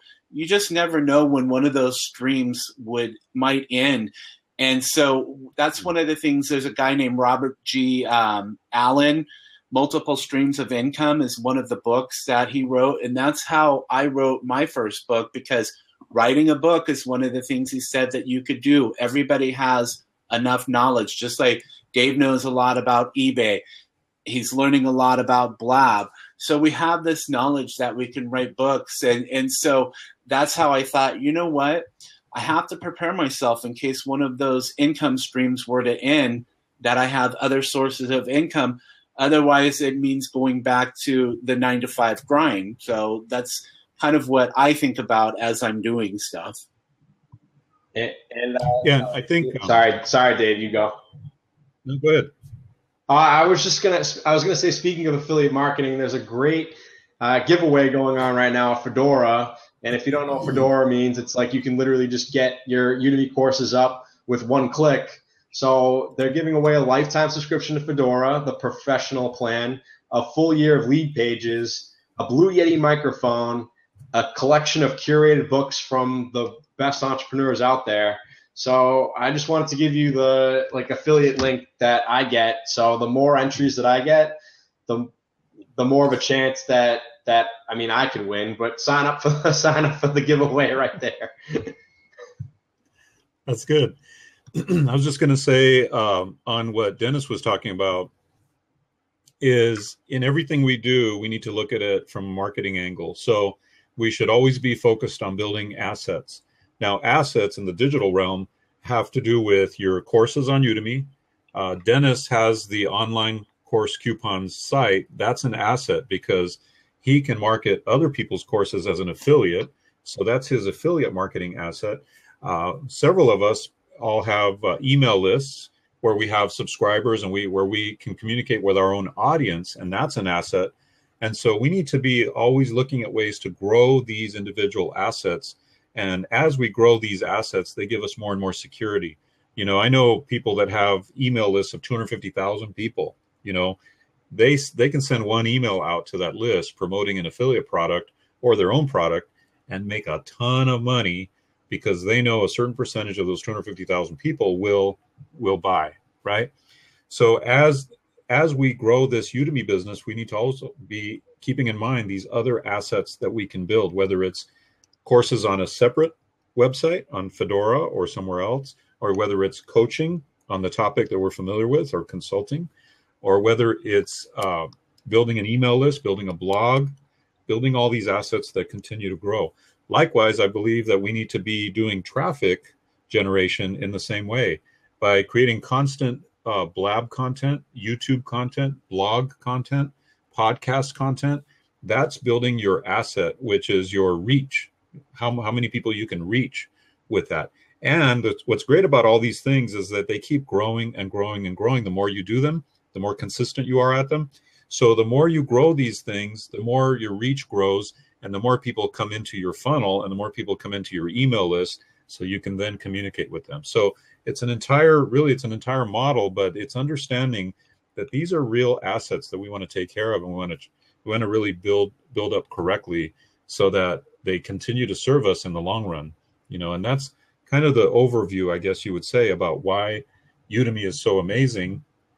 It allows us to tap into their asset, which at last count, they've spent $132 million building this incredible, asset of 8 million students and growing. So by allowing us to tap into that and then creatively and ethically working those people into our funnel, we're able to grow, our asset by kind of piggybacking off of Udemy. So that's, I don't know how that I took off on that comment that you made, Dennis, but I just see that you're doing well with affiliate marketing. And like I said, it may be possible you'll out earn your course income with affiliate marketing in November. And, it's going to be an awesome 2016 by seeing those results. I was also wondering if you think you might want to open it up to other people to come on to. Yeah. I wanted to make sure that we had like the questions off to the side answered, but yeah, I'll go ahead and open it up now. And if you want to, did I unlock that? Yeah. Okay. So we have like an open hot seat. If you want to if you're comfortable with coming on live on the camera, you can certainly do that and ask a question or two. Just be mindful of the time that other people might want to come in and do the same. So it's usually what we call drive-by questions. And while we're waiting for that, Wendy Wells is asking, can you share your backgrounds? Can I just address one thing that Dave said like 30 seconds ago? He said long-term and how to monetize your assets for the long term, because sure, last year you can monetize your course and make $5,000, but that's not really that much money compared to if you were able to think long term and monetize that and make $5,000 every year for 10 years. Now, $50,000 over the course of 10 years is a substantial amount of money. So you want to focus on hi Jeremy. You want to focus on monetizing your courses for as long as you can, and by not burning out your students, and by number one, not getting kicked off of Udemy. That's right. Yeah, you don't want that, because that's why I was saying that you just never know. With some companies banning people or whatever, that's why you have those other streams of income. Hey, Jeremy, before we go with you here, Dave was saying that somebody wanted to know about our background. So why don't we go ahead and start with Dave just real quick, and we'll even let you, Jeremy, tell us about your background too. All right. Well, I'm a Udemy instructor. I just published my 30-second course on Udemy. I'm loving it. I think it took a little mind shift to understand it, but now that I do, I get it and I'm doing it. My main topics that I teach on are e-commerce topics like eBay and Amazon, internet marketing topics like Facebook ads, Google ads, internet marketing, copywriting, and then the third topic is Udemy and information product marketing. So I have these three categories that just happen to be in the area that I've been in for 16 years. I've been doing internet marketing, e-commerce, and information product sales. So that's me. Awesome. Matt? Hi, my name is Matt Bernstein. I'm from Boston, Massachusetts, and I instruct over 47,000 students across 185 countries, teaching people how to make money online. Awesome. Jeremy? Hey, can you hear me? Yep. How's everyone going? You're live. Let everybody know about your background. Okay. Shutting down my other computer so I can have a little more internet speed here. But my name's Jeremy Deegan. I've been on Udemy since the beginning of June, and I've had pretty good success. And I'm looking forward to really killing it for the Black Friday sale. So October is a big push month for me. I can't wait to do it. And Dave, doing those 32 courses, man, that's an inspiration. So that's awesome. I'm glad to hear that. And I just want to say, Dave, Dennis, Matt, thanks for putting this blab on. It's been awesome. I love listening to it. Probably hop after you answer the question, but because I got to go. But I just want to hop on real quick and tell me what you think about this. So I want to know what your opinion is on creating free courses versus paid courses versus creating a course that you start it for free and then making it paid, or vice versa. And this is what I am proposing on doing for my next couple of courses. And you tell me if you think it's a good idea or bad idea. I'm creating a series of courses. So it's going to be 3 or 5 courses, just like I did with my Canva volumes. So I'm going to have a series of courses. And my idea was to make the first course a free course that is an introduction to the software and kind of the interface and what have you. And then the next couple courses in that series be paid for. And my idea is getting them kind of generated into the free course and moving them along the path to the other courses that go in more depth of the software. One thing I am unsure about is if I have a free course, can I promote and provide links and coupons in the bonus lecture for the paid courses? And what do you think about that strategy? I'm going to hop off so someone else can hop in. Thank you guys so much for the blab. I really appreciate it. Thank you. Thanks, Jeremy. Who wants to? I can give a little bit of background on that if you want, and I'll start with that, and then I'll come back and give my background. But I've done that where I had a starter version, a scaled back version of my Udemy marketing course that I offered for free. And that course built up over 3,000 or 4,000 students and has like 30 something very positive reviews. And then I switched it over to paid at a lower price point than the full course on there. As far as like the being able to, now you can't cross promote from a free course, but as far as the bonus lecture, I don't think that there's anything saying that you can't put a bonus lecture in a free course with links to your paid courses. Have you heard otherwise? Yeah, I think you're right on that. Ooh, yeah. That I didn't know. I didn't know that. Hey. Yeah. I just I think in another blab with Mark Timberlake, I think he confirmed that you could have a free course, and at the very end you could have a bonus lecture, the very last lecture, where you can promote, your other courses or anything. And the only tricky part is that you're not really allowed to point to your last lecture. It's a little nebulous how they say it, but I think within the course you're not allowed to say, hey, go to that last lecture and get my bonus coupons or whatever. You can't do that. So it's a little tricky on that. But what I would do, Jeremy, is I would do what you're saying about a free course, and then hold a blab for that free course and really pump it up. Have people come to your blab, and from your blab, then tell them about your other courses, and then give them, discount coupons for your new courses. That's what I would do for a lot of reasons, not just the sales, but I think that it's an awesome way to interact with your students and an awesome way to give them additional value and, increase your student satisfaction numbers within Udemy, of course, but also in general, and make additional sales. We should always think of making sales as trading value, and ideally giving more value than you get in terms of dollars. And that's how I like to think of it. I want to be sure that when somebody takes one of my courses, at the end of that course, they're like, dang, this guy undersold his course. Yeah, I want them to feel like, wow, I got so much more value than I even thought I was going to get. And that's just kind of the mentality that I think we should have in order to make sure that our business is solid and stays and grows and all that kind of thing. So yeah, that's what I would do with that. I would, and by the way, I've experimented recently with turning 4 of my courses into free courses, and I'm amazed at the number of enrollments that are coming in on those free courses. So I haven't really done anything with those additional numbers yet, because I've been focused on Black Friday sales, right, and growing more, adding more courses.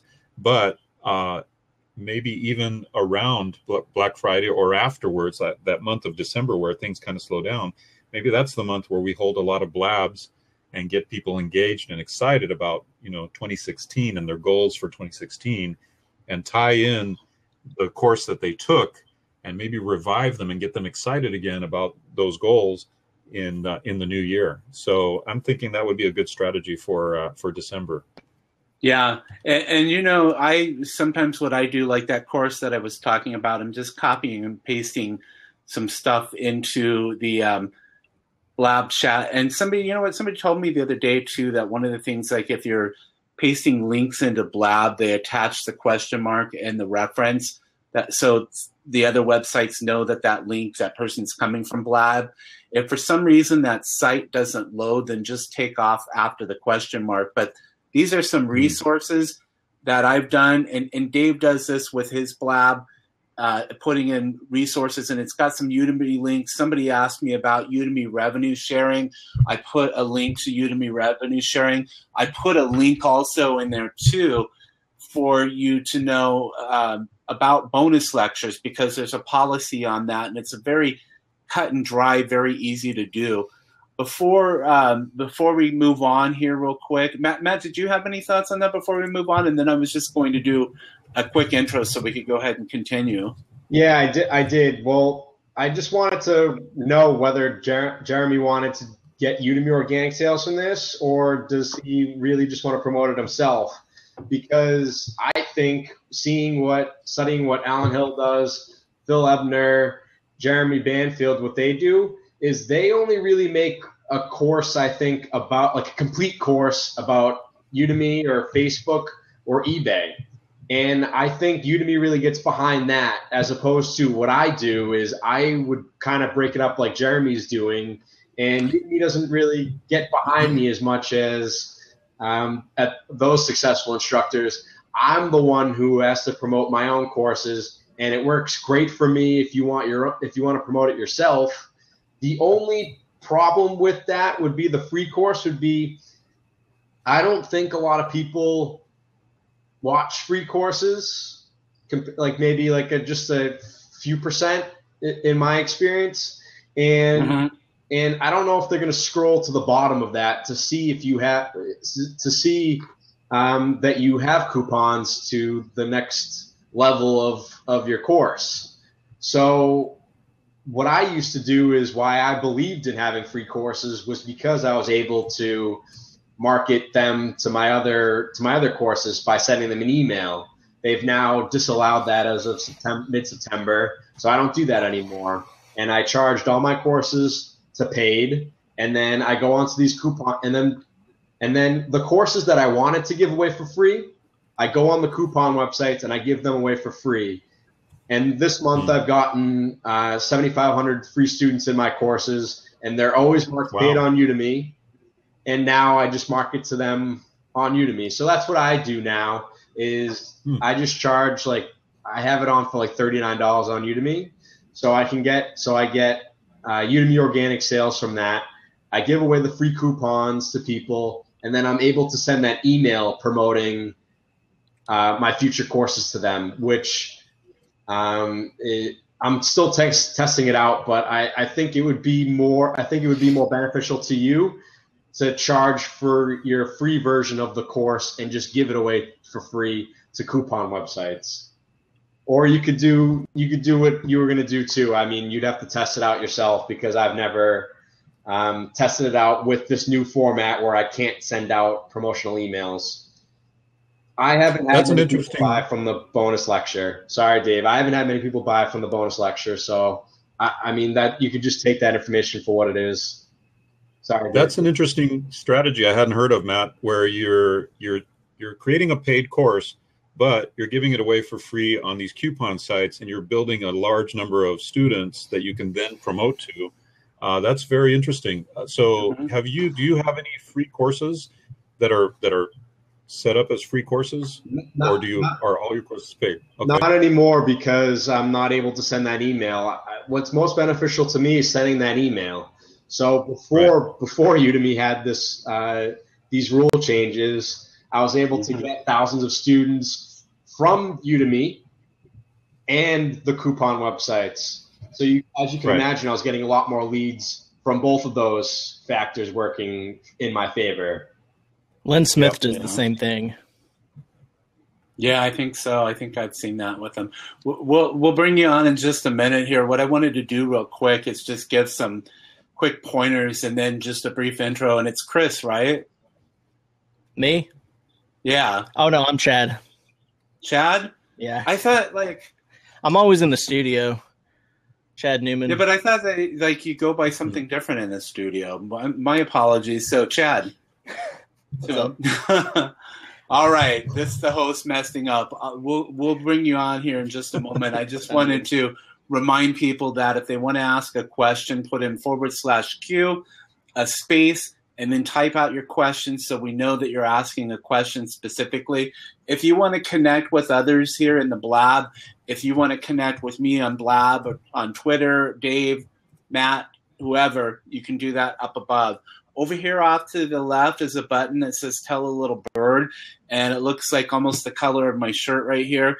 If you click on that, you can send it out as a tweet to let people know that we're still here chatting about Udemy. We'll probably be here for a little while longer. I mean, we've been here for about an hour and 40 minutes. Just real quick, I am the host. My name is Dennis Smith. I live in Boise, Idaho, but I'm visiting Seattle, Washington right now. I came up for a concert last week, and I stayed around to visit my friends, decided that I want to go to Bend, Oregon for the weekend. I consider myself a digital nomad, which is somebody who runs their business from their laptop while on the go. There are other people who travel to foreign countries. I kind of like just driving my car around so I can see the beauty of the countryside as I travel. But I want to welcome you and thank you for taking time out of your day to join us today for this Blab. That's me. And everybody's Awesome. Quiet now. All right, welcome, Chad.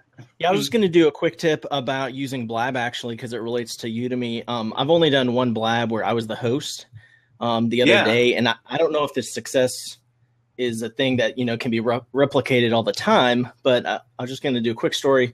I teach a lot of Photoshop courses, InDesign, Illustrator, one writing course, but I got on here and I set it up with either XSplit or OBS. I can't remember which one I was using, but I was using one of them and I had my screen up on one of the four squares.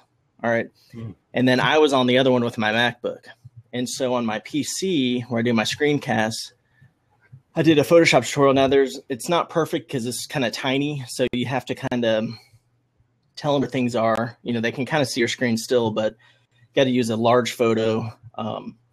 But I've seen a lot of Blab, whatever you call it, a Blabcast. I don't know what they're calling it, but about advertising and social media marketing. So I did one about how to use Photoshop to create an animated ad.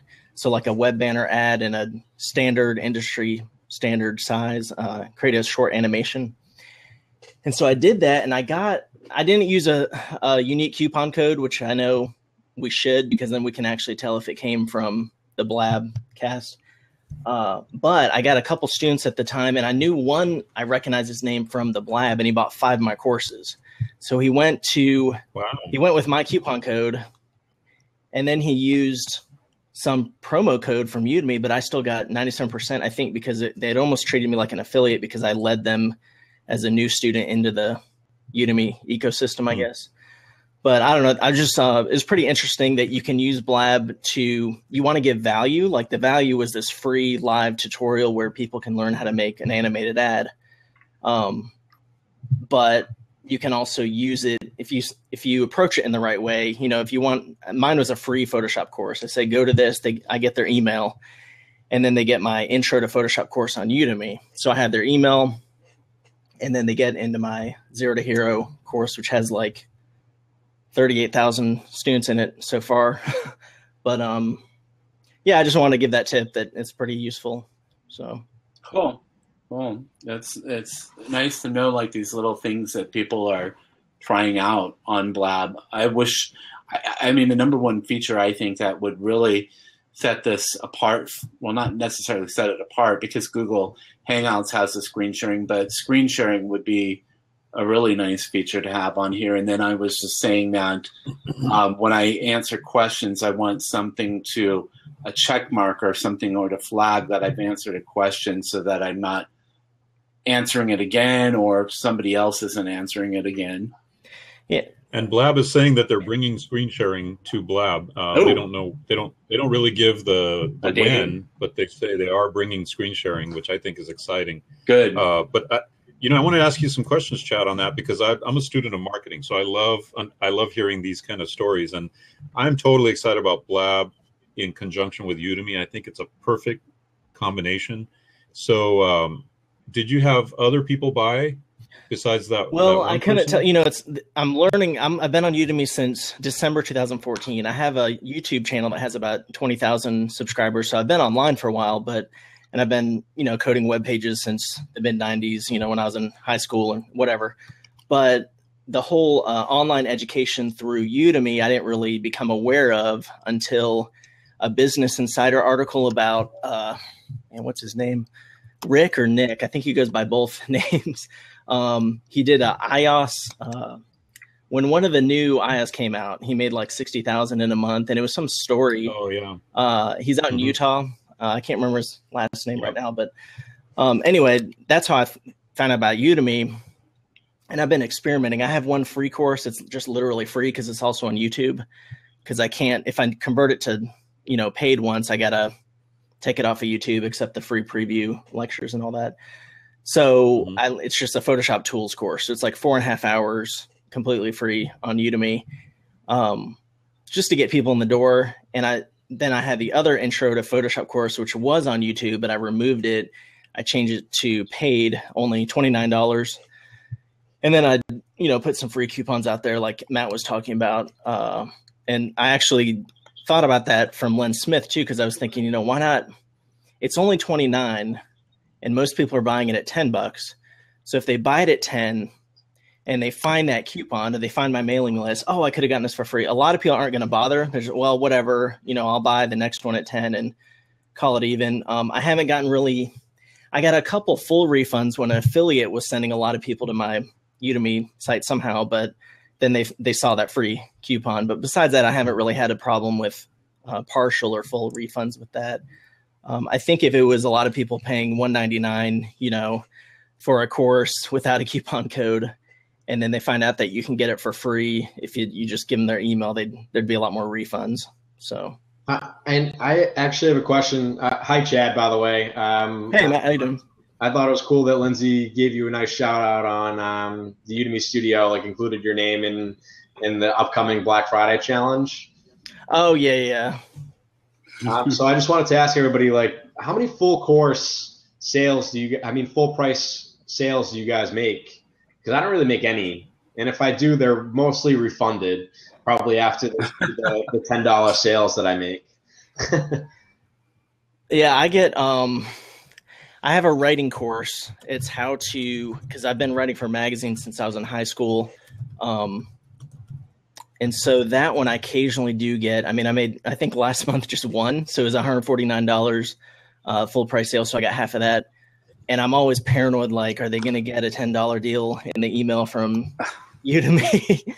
But they haven't. But I mean, from my experience, most of them are 10, 19, something like that. Yesterday, or maybe the day before, I got 3 purchases from the same student from my YouTube channel.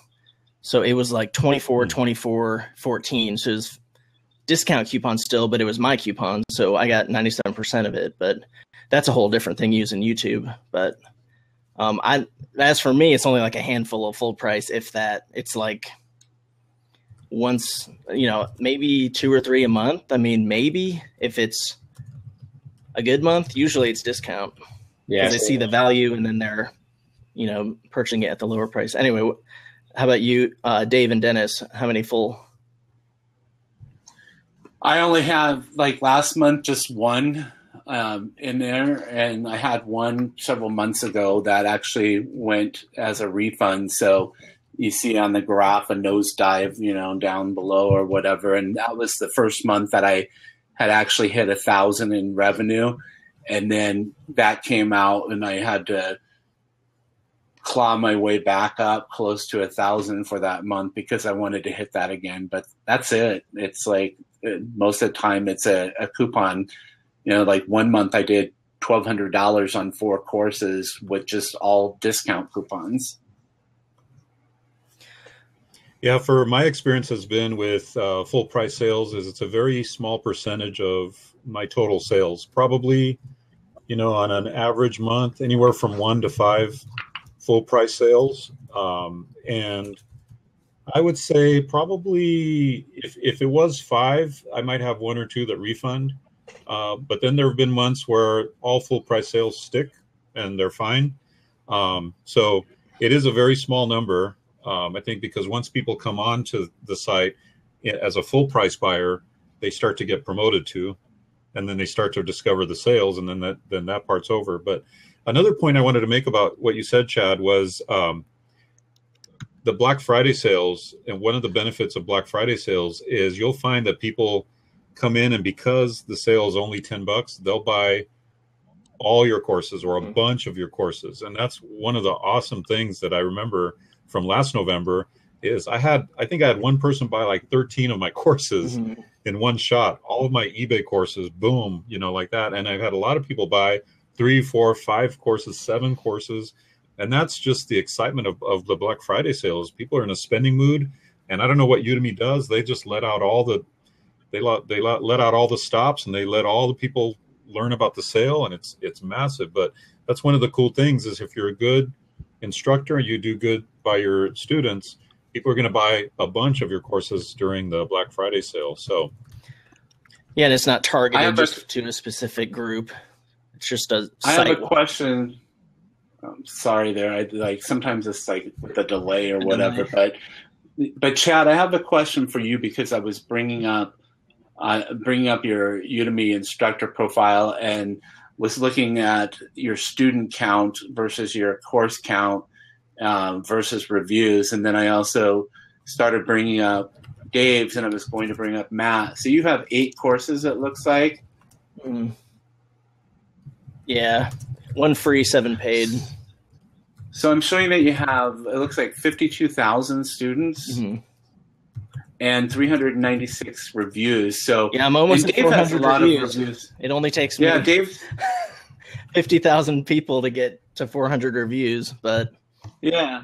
And then looking at Dave's, he's got 12,548 students and 34 courses and 347. So I want to bring up the question because I think this is one of my weaker points. What kind of secrets can you guys share with our audience and even myself on what you're doing to get those reviews? Are you asking for those reviews? Are they automatically just coming in? Share some of your secrets. Go ahead, Matt. Yeah, I mean, just kind of what Chad just said. You're a doctor, by the way? Yeah, I have a PhD in communication, but most of my topics, I am working on a course that's going to actually utilize my doctorate. It's going to be about branding and myth and storytelling. But anyway. That's awesome. It's kind of what Chad said. He has 52,000 students. I got 47,000. It's kind of just in the numbers because what do I have? Like 650 reviews? You have a lot of reviews. Yeah, I was just pulling that up. Well, yeah, I have 6. You got more reviews than some towns in Idaho have people. All right, well, I have 660 reviews from 47,000 unique students, and I would argue that I might have 47,000 unique students, but a lot of those students are enrolled in multiple courses, a lot of them, because in the beginning and even now, I still give away some courses for free. So I'm getting those people to review. I think it's just in the numbers that I just give away my courses for free or for $1, and I just get a ton of bodies in there, and whoever wants to review them just reviews them. So are you asking for the reviews somewhere? I know that some people within their course will remind people like where to go to give a review. And Dave, I think you do that, don't you? Because I remember I was watching your course that you remind people that if they like what they're seeing. Because, I mean, you can't necessarily say, give me a 5-star or a good rating, but you can remind students like where to go to give that review, right? I have it at the end of my course. Like I have a video that says, thank you so much for completing this course. Congratulations. If you've enjoyed this course, feel free to give a review or email me any constructive criticism. I frame it that way because I'm saying, without saying 5-star review, I'm saying, if you've enjoyed it, please feel free to give me a review. But if you have constructive criticism, feel free to email me any feedback. Yeah. Now, obviously, everyone gets 1-star and 2-star. Some might even be accident. But for me, once you get past a certain number of reviews, I don't even contact them and say, hey, was that an accident or how can I help? It's just because, you're getting 5-star, 5-star, and then a 1-star, and then a 5-star, 5-star. You begin to just not care. I mean, it makes the 5 stars look more real. You know what I mean? Yeah. If you have one that's only 100% 5-star review, average person might be thinking, are these real? Well, and that's true that you can do that, but you can also, like you said, that sometimes it does happen. There are ways that you can contact someone, and Udemy in their policy course even gives you some examples. If somebody gives you a poor review, what you can do to ask, because I did that one time and somebody said, "Oh my God, I didn't mean to do that." On accident, they hit the 1 star or whatever, or maybe they just got it backwards. I don't know. But so what I was going to ask you, Chad, is like you say that you put it in at the end of your course. Have you thought about also maybe including it in the middle of your course? Because not everyone will complete a course. Yeah, that's a good point. I haven't sent too many educational announcements out either to ask for it. I mean, as long as we're not offering anything in exchange and we're not saying 5-star, we're allowed to ask for them. And then also, as part of the course, that's a good idea. Probably earlier in the course, just say, thanks, definitely, I think. Or even remind them to post in the discussion board, because that helps with engagement and probably your search rankings. Mm-hmm. Yeah, all of those things. And, it's almost like you need a list in front of you daily. Like, did I do this? Did I do this?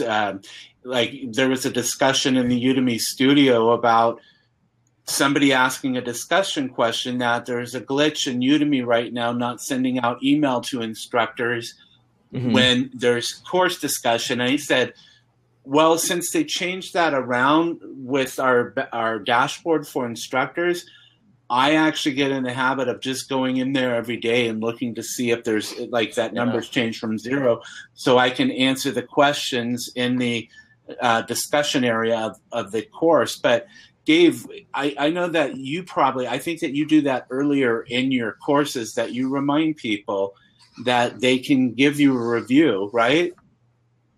Yeah, I do a couple different things. When I first started understanding how important reviews were, I would just go in and message, like on the weekend watching TV, right? I'd go in and I'd just message people that had met maybe the 20% mark or 15% of the course. I figured by then they've got a good feel for how my teaching style is and whether they like it or not. And so right there, I would send them a message, just copy and paste. Hey, hope you're enjoying the course. If you've enjoyed it so far, I would love for you to post a rating and a review. Now, I'm very careful to specify both so that they know that there's a difference between rating and a review. And then say, just so you know, I'm always here to answer your questions. Just post your questions in the discussion bar and I'll be happy to answer them, blah, blah, blah. So you always want to lead with giving some value, and you want to ask them, hope you enjoyed the course. And then towards the end, say, I'm here to answer your questions. So you're not just asking for something, you're actually telling them I'm here for you. And I would do that at about 15 to 20% of the course, but I don't do that much anymore, only because I've gotten really busy with other stuff. I want to have maybe my wife do that for me. And just, I wish there was a way to automate it, but there isn't. But then the other thing I did was I created a video that shows them how to post their rating and the review. And I added that at about the 20% mark in each course. Now, I don't have it on every course. I've just gotten a little lazy in the last few courses, but I would put it at about the 20% mark, or wherever I feel like they've gotten some good value. I'll pop that video in as one of the lectures in the course, and it walks them through, here's how you leave a review for the course. And actually, in that video, I actually was rating Alan Hill's course. So I'm actually doing it, showing them step-by-step how to do it. But I think that by just walking them through it, I think it helps them to go, oh, I can do that. And, it removes the barrier, because in everything we do in marketing, we have to understand that you need to remove any friction that might be there for anything you ask them to do. So one way to remove friction is just create a lecture that shows them how to do it and show them how easy it is. And it shows you doing it. You're modeling what you want them to do. And so once you've got that one lecture, man, you could just pop it in all your courses, right? Yeah. At that point in every course. So it's an easy way to do it. And it's an easy way for them to go, okay, this is important enough. He made a lecture out of it, that kind of thing. Yeah, I like that style because I've seen other instructors. Instructors forget when they send out these announcements that other instructors are reading them. And I've seen some very tacky ways to ask for reviews, including almost saying, like, give me a 5-star rating, which is a big no-no. Now that Udemy has the ability for you to report someone, I'm not like what we used to call a tattletale, but I will report someone because it affects Udemy as a whole. And like they said, people will start leaving the platform, and then it starts affecting other instructors. So it's like if people aren't playing by the rules, I'm happy to report that. Absolutely. I report instructors all the time too, because if I can't, I used to do this kind of stuff before they made it a rule, and now that I can't do it anymore, why should other instructors kind of go under the radar? So I mean, I have no problem like telling on them. If you keep talking, you're going to hit 2,000 in props. You're at 1656. All right. Well, everybody else give Dennis, Dave, and Chad a round of applause. So I think they like the fact that they're seeing your kitchen, which to me reminds me of our kitchen back in the 70s. Did he just insult your kitchen? Renting isn't very up to date. It's the new look in Boston. Now, all apartments in Boston aren't that great. The landlords we need the landlords more than they need us. So they don't treat the apartments very well, and they just kind of throw around the tenants, So I'm at my friend's house in her office, and I heard one of her pugs snorking out the door, and I was like, what the heck was that? Because I'm not used to having dogs around, so it's definitely different. So yeah, I just think it's kind of cool to get into this discussion about reviews, because I mean, I have 100 and I think I was looking maybe 125 on 5 courses, and I'm up to 13,714 students. So I think when I get back home that I need to reevaluate that. And also when I launch this new course, maybe put in some of those videos that you were talking about on how to give a review or where to go to give a review. It's really simple, just by selecting the stars and just putting in a little bit about the review, or what you're going about the course, how you liked it and all of that. And the cool thing is that I've gotten great reviews, and a lot of times what I'll use is a screen capture tool like Snagit, and I'll copy that review, and when I'm posting coupons onto Facebook, I'm putting those course reviews on there instead of, a lot of people will just copy and paste a link with nothing and not even talk about like why you should take their course. And it's like, well, if they just put just a little bit to entice me, then maybe I'll click and go over to Udemy and read more or look at their introduction video. But I always put some nice catchy images, and I'll copy those reviews. Snagit has an extension for Chrome that's free, and there are other ones out there that do the same thing. So take some of those reviews and use them as you're marketing your course, because they're very powerful, more powerful probably than some of your information in your course landing page, because these are people who have actually taken the course and this is what they're saying. So why not share it? Yeah, I think you're allowed to do that. I mean, even in an educational announcement, you could say, here's some free YouTube videos related to the topic of my course, as well as if you're enjoying the course, feel free to review it. Here's one recent one that someone gave, and you could have a little image of a positive one. Yeah, absolutely. I'm looking over at Dave's props, and I'm like, geez, I don't think I've seen anybody with that many props. It's too bad that wasn't actually dollar bills that you were getting. Someday it will be, right? Someday these props will turn into money. Dave earned $3,000 on this blab, and I earned $1,200. Yeah, I could see it. I could see it now. That would be cool. We got to get Chad up to 1,000. I'm gonna jump off, guys. I see Phil's here from California. He might want to jump in and give some advice. Thanks, Chad. We appreciate it. Chad. I'm sorry that I got your name wrong. Oh, no worries. Thanks. Have a good afternoon or evening. Thanks. Bye. Oh boy. Yeah, I don't know how that happened. I happen to have an iPhone over here, and I'm giving myself props. So maybe that's it. Oh. Dave's on a secret account. Oh my God! I'm reporting you to Udemy. That's it. He's giving himself props, some blab. So I know all kinds of narcissistic tricks to do. Phil is still with us. Hey, Phil, if you're there, I actually jump on in. Oh, there you are. All right. Nice. Come in. That's my homie over here. Phil's my homie. Uh-oh, what happened? What's going on? Hello. Hey. Like opening the shutters or something? No, I had my my shutter. I had my Logitech covering my webcam. You don't want people spying on you? No. I want to see all that fancy furniture and the stand-up desk. And I'm just I went to the desk right now.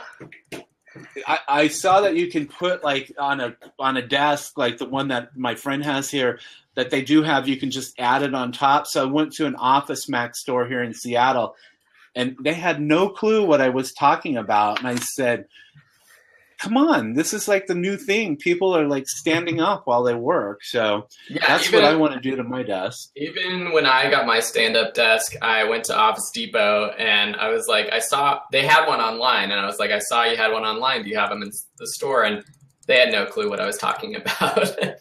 Matt has one that just straps onto the back of the door and you stand up. What's the one that you have? Ninja standing desk. It's pretty sweet. You can just strap it onto any door, or you could just put it on the wall. It's actually really cool. You can put it anywhere and travel with it. It's got its own traveling case too, and it's only like $180. So it looks like it won't hold up your laptop, but I guarantee you that it will. Hey, Phil, the one that you have while we're chatting, if you could, did you buy it through Amazon or local? Yeah, or? let me get copy and paste it in there. That would be awesome.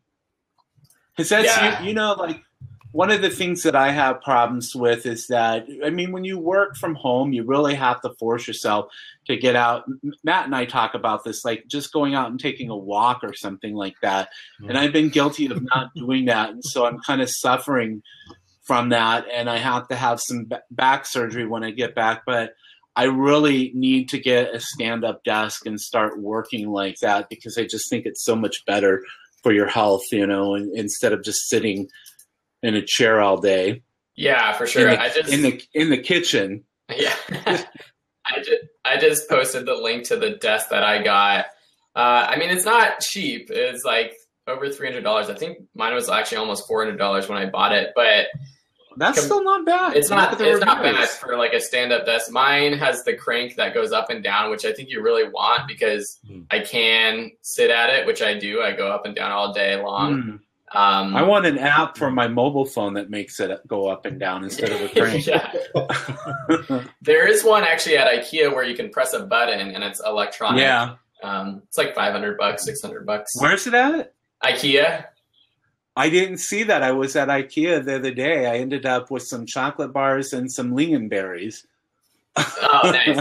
Yes, love it.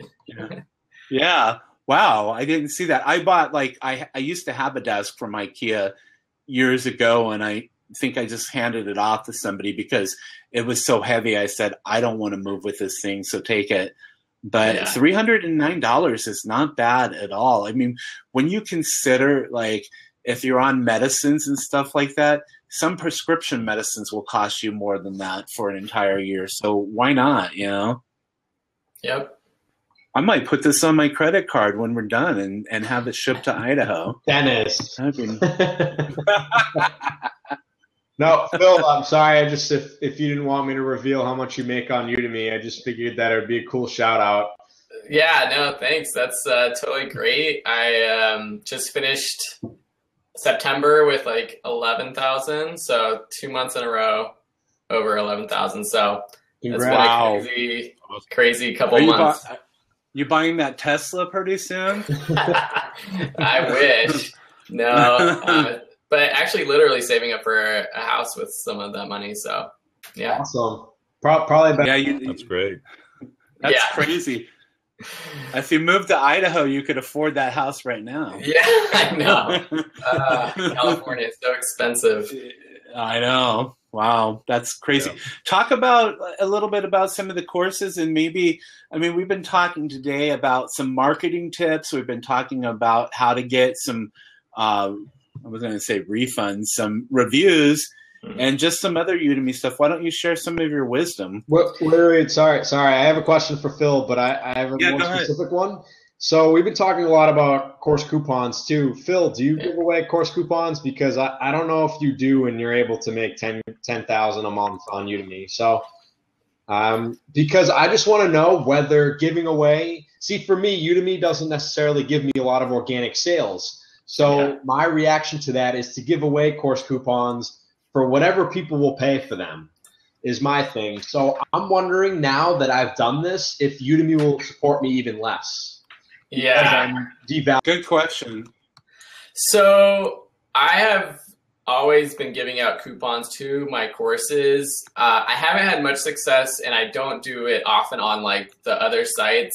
I did do one on $1 courses, but all those other ones that you mentioned before, I haven't really played around with that. But in terms of selling to my own students, I'm always discounting my courses. I've been like so busy creating new courses lately that I feel like every month I use my promotional announcements to just promote a new course with a coupon or a discount. So I haven't done I see a lot of instructors who will post an announcement and they give a coupon for like every single one of their courses. I used to do that, and I probably will still in the future, but I feel like, when I launch a course, I'm definitely discounting my courses. And I haven't found that Udemy has decreased promoting my courses or decreased the SEO going to my courses at all. But yeah, that's how I made the 10,000 is by selling discounted classes. I don't get that many organic sales. I've kind of been in and out to this blab, so I haven't heard everything, but I heard that you guys talking about not getting many organic sales. And I mean, it's true that I don't get that many either. But I think what Dave mentioned was I think Udemy is in the future going to be trying to get instructors to price their courses very specifically according to some sort of rule and a lot lower so that people are buying the classes organically more. So I think that'll be good. But yeah, so that's with coupons. Again, so with everything else, I hope I'm not repeating too much, but for getting reviews, I've done everything from posting the videos inside the classes, asking or showing how to do a review. And I used to ask for reviews, and I was one of the people who was give me a review and I'll give you a free ebook or whatever. And so now I can't do that anymore. And I honestly feel a little bit bad about that now because I'm that's a little scammy. So I feel a little bad about that. But I think also Udemy did a lot to delete some of the reviews that were either bad, not legitimate. So I think most of my reviews are fine. One thing that I've been doing with my reviews though is whenever I get a review, even if it's a 5-star review, I'll send a message to that person and just say thanks. And I don't know if that'll have some sort of positive impact later if they take another course of mine, but I just say thanks. And then if I ever get a review that's less than 5 stars, I'll just ask them if they can give me specific reasons why or how I can improve the course. And a lot of times I don't get a response, but a lot of times I will get a response. And if I have time, I'll try to improve the class and implement exactly what that person was complaining about. And then I'll tell them, oh, I just added this lesson or whatever. Phil, do you have any Udemy centered questions that you will not answer? I'm just wondering.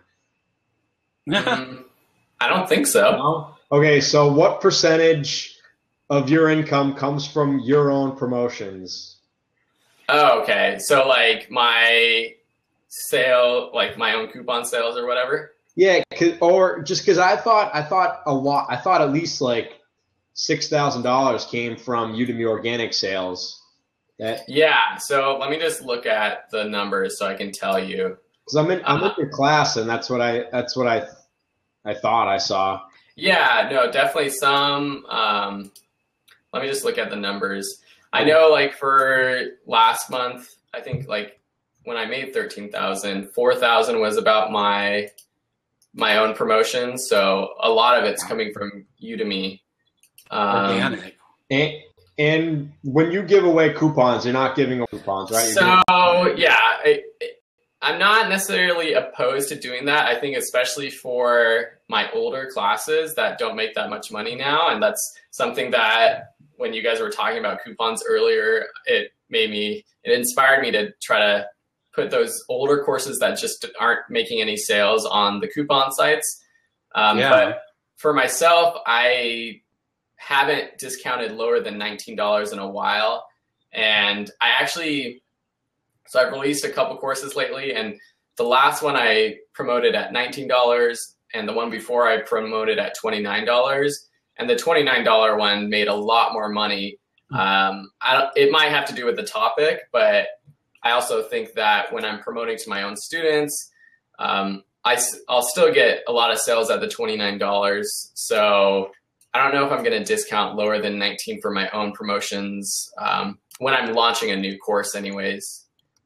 But for September, I made less than 2,000 from my own promotions, and then like almost 8,000 from Udemy organic. Yeah, so if anyone's in Phil's situation, then I wouldn't recommend messing around with $1 or $5 coupons that I have. Mm-hmm. I just wasn't in Phil's situation. So if you want to add value to the most students' lives that you can and aren't really getting as much Udemy organic sales, which is the gold mine, is what everybody wants to shoot for, is Udemy organic as opposed to your own promotions, then you can make a lot more money by doing that, by not giving away your courses for $1 or $3. Let me ask you something, Phil. Would you be opposed, like on those courses that you said aren't bringing in much income, doing a few of those courses for $1 just to see what happens? Yeah, I think I would totally do that now, just because, I have old classes that still have great content, but they're older and they're not really moving. They're not getting sales. People aren't finding them in the search. So I would totally be down to do some like $1 or $5 coupons for those courses. Yeah, I'll hit you up on Facebook and we'll chat about that later. But Dave's chatted about that. You know, we all have our different beliefs and stuff like that. And I think that's actually a great idea. If you're like an instructor that's been on Udemy for a while, you've already got it going on. People know who you are. They're going to pay that amount for your courses. But you, like you said, some of those courses are older and they might be a little bit outdated, but they still have some value. So maybe why not $1 or $5 for those? Yeah, and get those people to know you, take the course, and then, hey, by the way, I've got these other courses over here that are brand new, got some great information for $19, $29, or whatever. Yeah. I have a question for you guys. And so I have this photography class that does really well, talks about like everything related to photography. And I also have like an After Effects based course, so creating motion graphics course that's kind of a complete guide to After Effects. But then I've also created like 4 or 5 different After Effects courses that teach specific like project-based things or more advanced techniques. I've been playing with the idea of putting all those smaller classes into the one big class to really kind of like push that class to be like the After Effects class on Udemy or the motion graphics class on After Effects or on Udemy. I guess my hesitation is that anybody who bought those little courses might be upset that they ended up being in the other course that maybe they also bought as well. But I don't know if you guys have any advice. Well, Dave, you want to take that? I do have a course called the Complete eBay course where I actually added 2 of my advanced courses to what started out as what I call my eBay apprentice program, which is a coaching program. And so what I did was I took the best information out of the apprentice program, and then I added these 2 advanced courses that actually sell by themselves on Udemy too, and created this kind of masterclass. And I haven't had any issues in terms of people buying one that has everything in it versus buying the individual ones, because I feel like the individual ones focus on a specific objective. Like one of them is about both of these other advanced courses I titled eBay hacks. And that's one of them is about finding killer deals on eBay that nobody else can find. And then the other one is about listing strategies that nobody really knows, little known stuff, right? So I added those 2 to the end of this apprentice program base, and now it's a very complete course, and it's doing really, really well because it's a fairly extended, larger, very complete course. So I haven't seen any issues yet, but you're at a different volume level too, Phil. So you might occasionally run into a situation where people say, well, wait a minute, that one course is in this bigger course. Why don't I just get that one and refund this one? I don't think people pay that much attention to stuff like that, though. So it's an interesting question, though, because especially with Black Friday coming up, we're making a lot of sales in a lot of different courses, and people might start to notice this kind of content. So I just am sure, and what I was told by Udemy was, make sure that you disclose in the bigger course that this includes these other courses, so that if they bought the other course, they know that it's in there. So as long as you disclose, you should be pretty good. Okay, yeah, that's really good stuff. Yeah, and I've had experience with that stuff too. And I mean, number one, if you do what Dave just said, disclose it and everything else, no one complains. I don't know, in the future, 2 years down the line, everybody might start complaining. I think ultimately, though, what would make the most logical sense on Udemy is to make each course individual and unique. So there has to be like a unique thing to the course.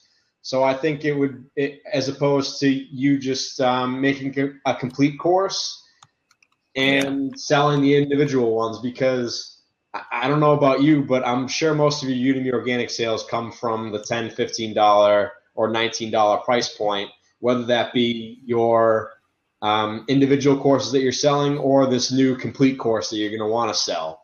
So I think that logically there might be some issues with that, which I've done and I've actually regret doing. So I'm going to go in and make my eBay courses more unique from each other, which is kind of a hard thing to do.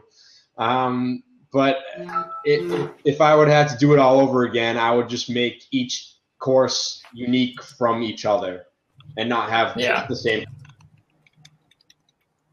Okay. Silence. Yeah, I have to think about it.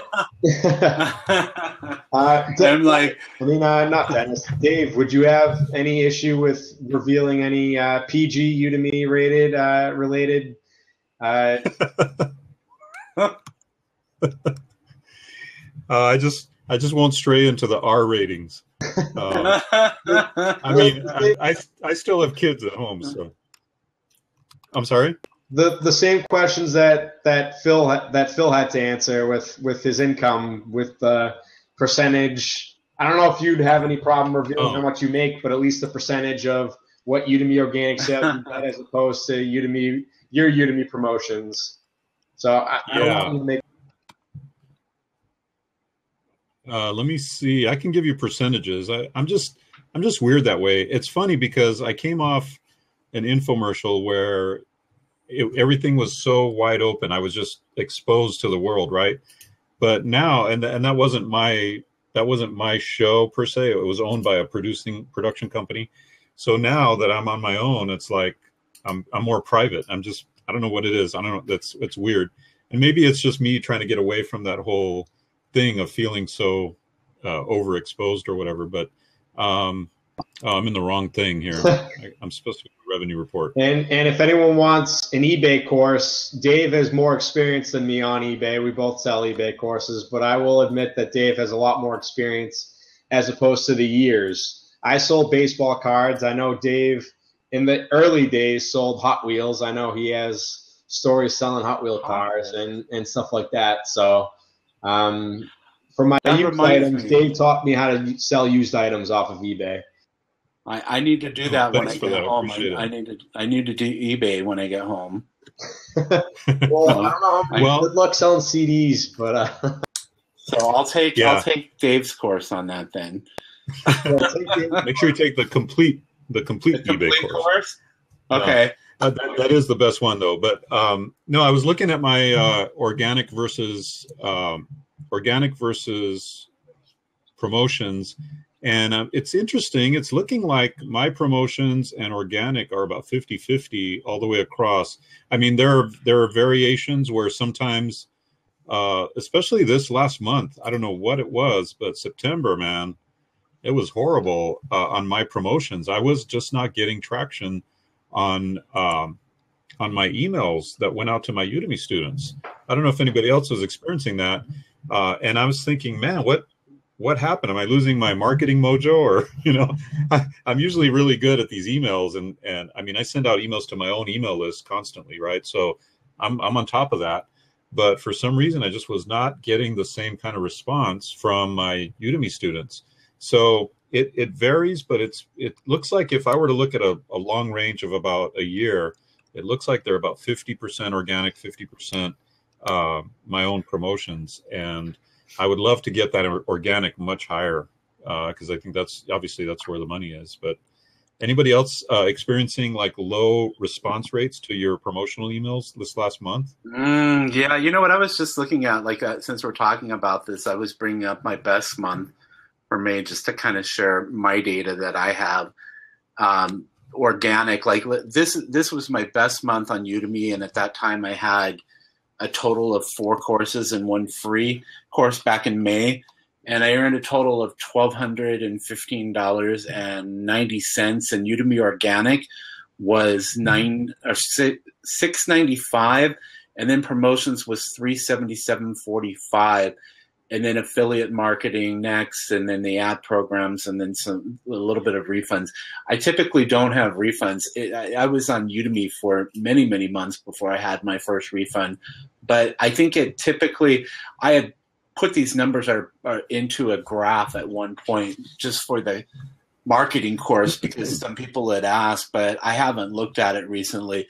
But I totally am a believer that from your own promotions is going to drive that Udemy organic number up, because Matt and I were talking about that. Prior to that month, I was giving out a lot of free coupons, and then I stopped for some reason. And that's when I've noticed that the organic sales have nosedived. So I'm trying some different stuff again to see if I can get those numbers up. I came up the last month just ended yesterday over the prior month. October, who knows, because I've worked in retail and I kind of believe that the stuff that we see on Udemy is the same trend that retail follows, that as we get into November and December that things are going to go up. And just like earlier this year during tax time, people were like, oh, my numbers are down. Well, that's how it is typically for April, because people are focused on spending money on taxes or whatever. I don't know. I've seen a huge drop too in my cross promotion emails, probably by about 50%. So that's what enabled me to do the name your own price thing, because I just needed to see if this worked, because I mean Alan Hill did it, so why not try it?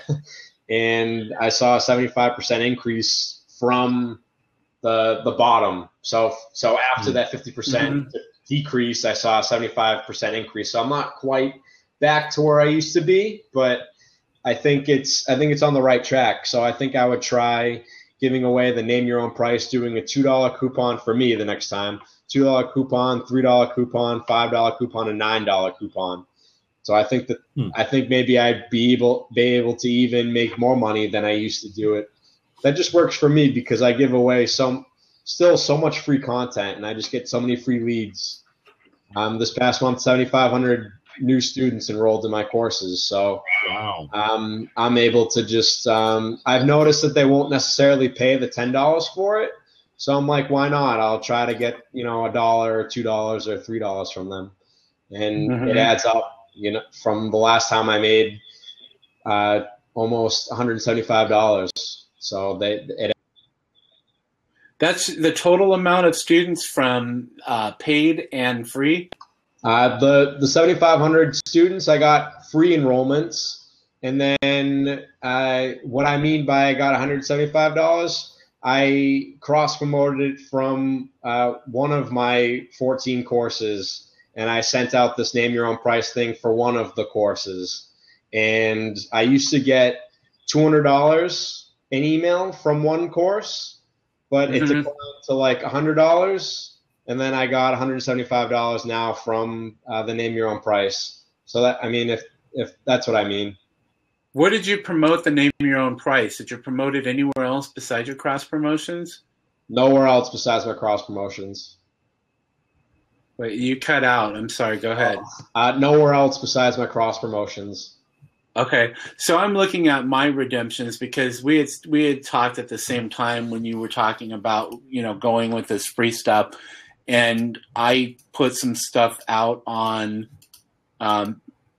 Best Black Hat Forum and some other websites, and I had 3,394 redemptions from free redemptions.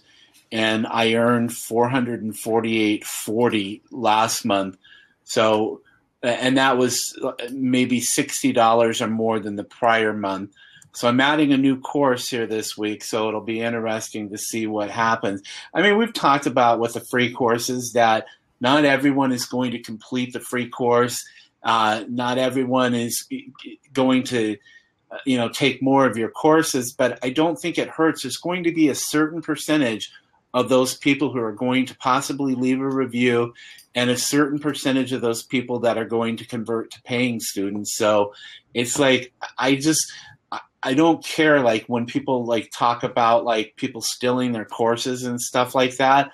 I have one goal, and you and I were talking about it because you asked me, how much do I need to earn to have a comfortable living in Boise? And I said, well, probably $2,000 to $3,000 a month. My goal is to earn closer to $4,000 and $5,000 and even more at some point a month, and I can have a very comfortable living. That's all I care about is my bottom number. I don't care if somebody like in another country for some reason found my course somewhere on another website. If I spend my entire day worrying about that stuff and looking for that stuff, I'll never get anything else done. So that's just my belief.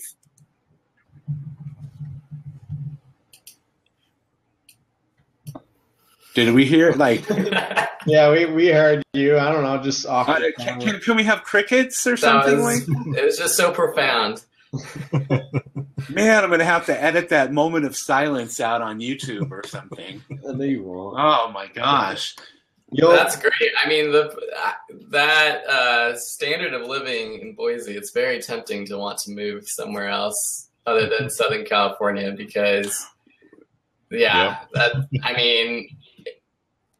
have a great standard of living, so I'm making well beyond what would be a great standard of living. But I guess I'd be living like royalty if I lived in another state or country. Yeah, no, you could buy a really nice home and it's like I love Seattle and all of that. Sometimes I think about moving back here. I was born in California in Santa Cruz, and we moved to Idaho in the 70s. I moved to Seattle in my 20s for 10 years, and I loved it because I got to experience the lifestyle, the culture, all of that. I worked for a tech company that was based out of California. It's like I learned a lot of stuff living in Seattle.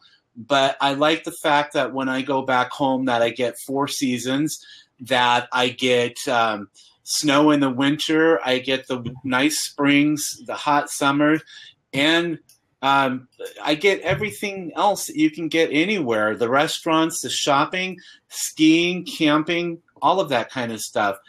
In California and Seattle, the other day I was driving. I don't like to be stuck in traffic. I'm trying to think, like, should I leave tomorrow morning at 4 o'clock? Otherwise, I'll be on the freeway stuck going into the city for an hour and then on my way to Bend, Oregon. In Boise, people, when they talk about traffic, I'm like, you have no idea what traffic is like. So, no, I mean, when my commute now is about like 17 steps from my bedroom to my office, but at one point I had a 2-hour commute each way to work, and that's why I can't stand working in an office where I have to commute anymore, and that's why I'm like so appreciative that I can do this full time. Somebody was asking, Matt put in there that I love Duran Duran, and somebody was asking, And yeah, that's one of the reasons why I'm here, is that I went to the fair with a longtime friend who used to, when I managed a retail store, she bought tickets to Duran Duran and asked me to go. So I came up to see them. It's funny because this is a band that I listened to in my 20s, and now the lead singer is approaching 60. So, and another moment of silence. We're waiting for you to sing a few tunes, Dennis. No, I'm not going to do that. Dave, I mean, you're a skater, so you probably know some of that stuff. Who did you listen to back then? No, I grew up listening to. I was really into hard rock music and heavy metal back then. Yeah, like Scorpions, Iron Maiden, Van Halen, stuff like that. I remember them. I've seen Van Halen. Yeah, and then punk came along, and I was into like Dead Kennedys and. The Ramones. Some of these punk band names I can't even mention now. I don't even want to say the words. I was thinking about that. So yeah, I was really into. I really like music a lot. I liked it back then too, and so I still, even today, I love Pandora, and I'm just listening to music as I'm creating my courses and stuff. So I think it's good to get you into the creative mode and get you going. So I mean, I like all kinds though. I like all the 70s Motown stuff, 60s Motown stuff, 80s dance music, electronic music. I mean, you name it. I probably everything except country music pretty much into. Yeah. So yeah. What do you listen to, Phil? I'm like a chill beach, Jack Johnson, Jason Mraz kind of guy. Oh, and okay. And classics, like the Bob Dylan, Beatles kind of stuff. That's what my parents listen to. So. Yeah, the blab generations of the different types of music Udemy instructors like to listen to. I've seen some of the stuff heard some of the stuff that Matt listens to because he shared it with me on YouTube, like the guy who raps really fast and all of that, and it's kind of funny. Yeah, I like mostly popular music and country music too, and obviously the Beatles. My parents are from the '60s, and they grew up listening to that stuff. My mom went to Woodstock, so I got all that stuff in my life too. So yeah. Hey, when are you and your mom going to Italy? We are going to Italy October 14th. For how long? We're going for 10 days. We're visiting Rome, Florence, and Venice. Uh-huh. So you're going to still manage your stuff while you're gone, or? I'm probably going to email Udemy students because, I don't know about the internet there. So I'm probably not going to manage, and I'll probably not make as much Udemy income that month. But what are you going to do? It would be a great opportunity for you to take some photos there and then share them into your announcements and stuff like that. I've done that when I was at Crater Lake. I put my photo of me at Crater Lake in there because it makes it more personal. And Dave is a big advocate of that, talking about sharing your photo. He usually, I think you put it down near your signature. Which photo are you talking about? Well, just like when you send out announcements on Udemy that you, I think in your course that you. Oh, yeah. On your cross promotion, when you talk about cross promotions, to put a photo of yourself in there. Yeah. Yeah, I think it's good to show a little personality, or even just a headshot, and that way they remember who you are and they know who's emailing them, That's something that I've been wondering about with, I know Alan Hill did it, and then I see Chad Newman on your courses. You're putting the kind of like the headshot in all of your course images. And I was also just listening to a podcast, I think it was Pat Flynn on Smart Passive Income, about just like really wanting to put yourself in front of all your branding. And that's, I was thinking about experimenting with just like, not that I like my face that much, but I was thinking just of like trying to build my brand a little bit more and have it connected to me personally. So I don't know. Wait, Dave, is your face on most of your course images too? Oh, no, not at all. No, we're just talking about the promotional messages. Okay. Yeah. I mean, that too, though. I think I need to do more. Yeah, Alan's been doing that, I think, on his courses. Hey, since you mentioned Smart Passive Income, I've got this that I've got to load up tonight, because instead of listening to music, sometimes when I drive like a long distance, that I like to listen to podcasts. And I actually am going to download one of the Smart Passive Income podcast episodes, because Mark Timberlake was mentioning this guy who wrote this book and was on with Pat, and it's called Ask, A-S-K. Mm-hmm. And it's just talking about surveys and stuff like that, which I've done a few surveys. And actually, since we're here right now, one of the things that I wanted to bring up is that I'm doing a survey with Udemy instructors. So I'll post the link in a while, because I'm doing that to use for a book project that I have coming up. But what are some of your favorite podcasts that you listen to? I'll let you start first on that, Phil, and then we'll ask Dave and Matt. Well, yeah, the one that I started out with was Smart Passive Income back in October 2012, kind of near the beginning of his stuff, and that's kind of what got me hooked on this whole thing. I also listened to, it's called Listen Money Matters. It's like two guys talking about personal finance, super interesting. If you're like interested in like personal finance, which I think like most people kind of are who are doing this kind of thing. And I don't really subscribe to any other ones. I'll check out Side Hustle Nation from time to time. I was going to bring that up. Yeah, with Nick Loper.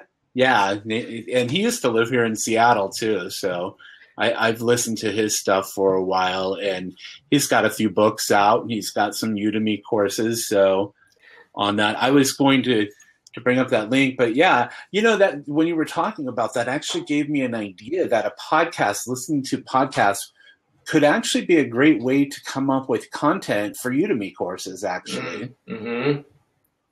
Because you've got a course out, I think, on personal finance, right? I don't. I know Matt does. I thought that you were working on something. I've put out a couple like little videos on YouTube that are just interesting topics to me, but it's not a course yet. Yeah. Hey, Matt, are there any podcasts that you listen to? You know what? I don't listen to podcasts because I feel like they're not as organized as listening to a video course. So I mostly either watch a video course or since like 2006, I've been educating myself online, and it's done me wonders. So now I think it's more beneficial for me at this time to actually start doing everything that I've learned over the past decade. So I don't listen to as much education as I once did, because there's so many ideas that I have flowing in my head. And I think instead of me, it's gotten to the point where listening to a podcast or listening to somebody else educate me, it's becoming procrastination. It's becoming a form of procrastination for me. So if it's like that for anyone here too, I would start doing what you've learned, because what you've learned up to this point is most likely valuable as long as you do the work and execute it to a degree. Mm-hmm. Totally. I have to totally agree with Matt on that. There comes a point where, I actually did this in real estate when I was 19. I I got very focused on real estate investing. This is back in the 80s when No Money Down seminars were everywhere and everyone was teaching that. And I decided to just focus and put my head down and study this stuff like crazy. So 3 years later, at 21, 22, I bought my first property, and then I bought 3 other properties. And I realized that I didn't want to be those people in the hallway that were asking each other, hey, have you bought a property yet? And they're like, no, not yet. And I would hear this all the time, you know, and I didn't want to be that person. So I decided I'm not going to be that person. And, but I do believe, having said that, there is a period of education where you got to immerse yourself in really understanding where you are. Like the Udemy platform is different than most other platforms, right? It's a different environment. It's a different culture, just the way the business model is set up. So what I did was I studied all the top instructors' courses. That I just focused in on that and went intense in immersion of all the top instructors' courses. And from that, I started to get my Udemy worldview, so to speak. And then from that, I was able to then, you know, translate that into action. But so I also don't listen to podcasts, but not because I'm against them, just because I just focus my time so intensely. You know, that's something I've learned being a work from home person, a work from home or self-employed, is your time is your most valuable asset, and you have to be very efficient with it, very driven, very focused. You know, I start with a list every morning. I've got a list on my yellow pad. You guys know my yellow pad, and I make a list of what I got to do, and then I number that list. What's the top priority? What's going to get me closest to my goal as quick as possible? And I just work from that list. So not that I'm against podcasts, but I will occasionally listen to some podcasts if I know that, you know, I want to learn a specific thing from that person or whatever. Yeah, I just think like what I'm doing, like, because I agree that like sometimes I just can't sit around and like listen to that stuff when I'm at home or whatever. But when I'm driving, rather than listening to music, listen to something like that where I'm learning as I'm driving, as long as I don't get distracted. Because, you know, I was listening to one time and ideas were popping up on my head, and I'm like, oh, I got to jot that down, you know, as I'm listening, and I'm like, I got to drive, you know. But yeah, it can be there's so many things out there that can be a time drain. I've got Pocket is something that I use with Chrome, a Chrome extension, so that you can kind of bookmark stuff and go back. But it's actually been pretty beneficial, because the last Udemy course that I did, and actually another one that I'm working from, all come from stuff that I've bookmarked on specific topics like WordPress and the webinars that I've done. And now I have all of these sites with some great resources that I can share in my course in Pocket, already saved, you know, put away. Or if I've got some time, I can come back and read them. And if I put it into Pocket on my notebook, it's on Pocket on my phone and on my tablet. So wherever I'm at, I can, you know, take that information and look at it then. Now, having said that, I do have a new exciting interest, and that's listening into Blabs. Because I really believe, again, like I said earlier, Blab is the perfect marriage between Blab and Udemy.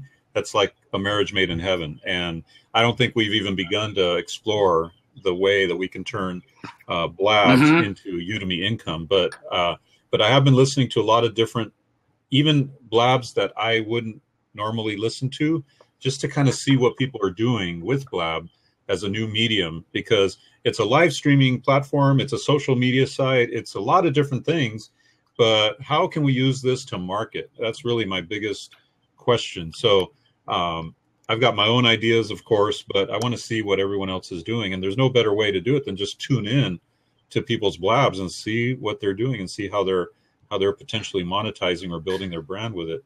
But what I'll do is, like, if I'm going to drive somewhere, which is occasionally I'll drive somewhere, and I'll just put it on my phone. I'll put it on a good one that sounds interesting, and I'll just put it in the cup holder, and it's like a little speaker.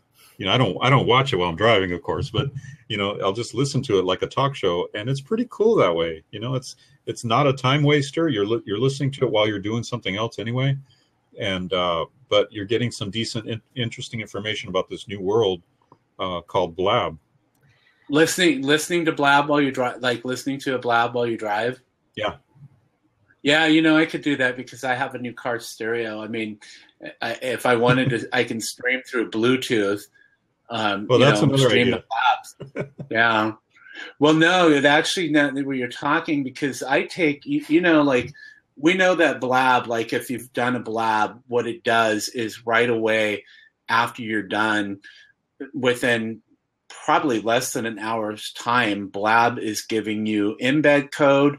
They're giving you the MP4 file for video, and they're giving you audio. And I've been taking the MP4 file or the MP4 and uploading it to my YouTube channel, and taking the embed code and putting it on my website and just pasting it up there and keeping all of these blabs. But the audio thing, I didn't even think about like that. That could be a podcast in itself, that I could take the audio and, get spaced on the cloud and upload it. And then people could listen to these, like I was saying that in my car, I want to listen to podcasts. I didn't even think about that. But now that thought crossed my mind as we were talking. Well, you need to check out my course, Dennis. I have your course. I just don't have the time yet. So I will, though. I know you signed up for it.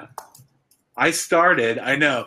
You can't be sneaky, huh? Like, I'm like looking at this course. Let me encourage you as my student, Dennis.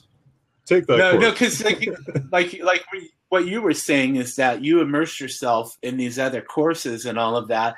And I do the same. We were joking earlier about all of the courses on how to create a Udemy course, which I waited several months before I created my course, because I always think it's weird, like, especially on Udemy, a month after you're on the site and you have 2 courses and you're like, I'm going to teach you how to, and I'm like, well, I guess they could be considered an expert because they know a little bit more than the other person because they've already done a course.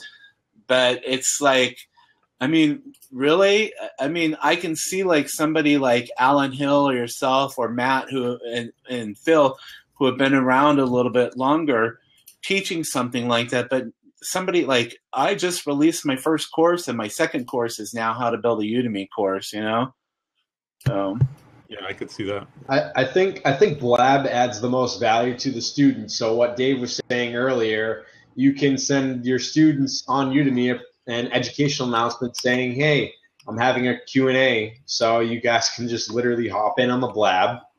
That's right. It's better than a webinar, because websites mostly maximize, you have to pay basically per viewer in there. Blab, as far as I know, we could have like 1 million students in here if we had 1 million students, and they can jump on. And at the moment right now, it's all for free.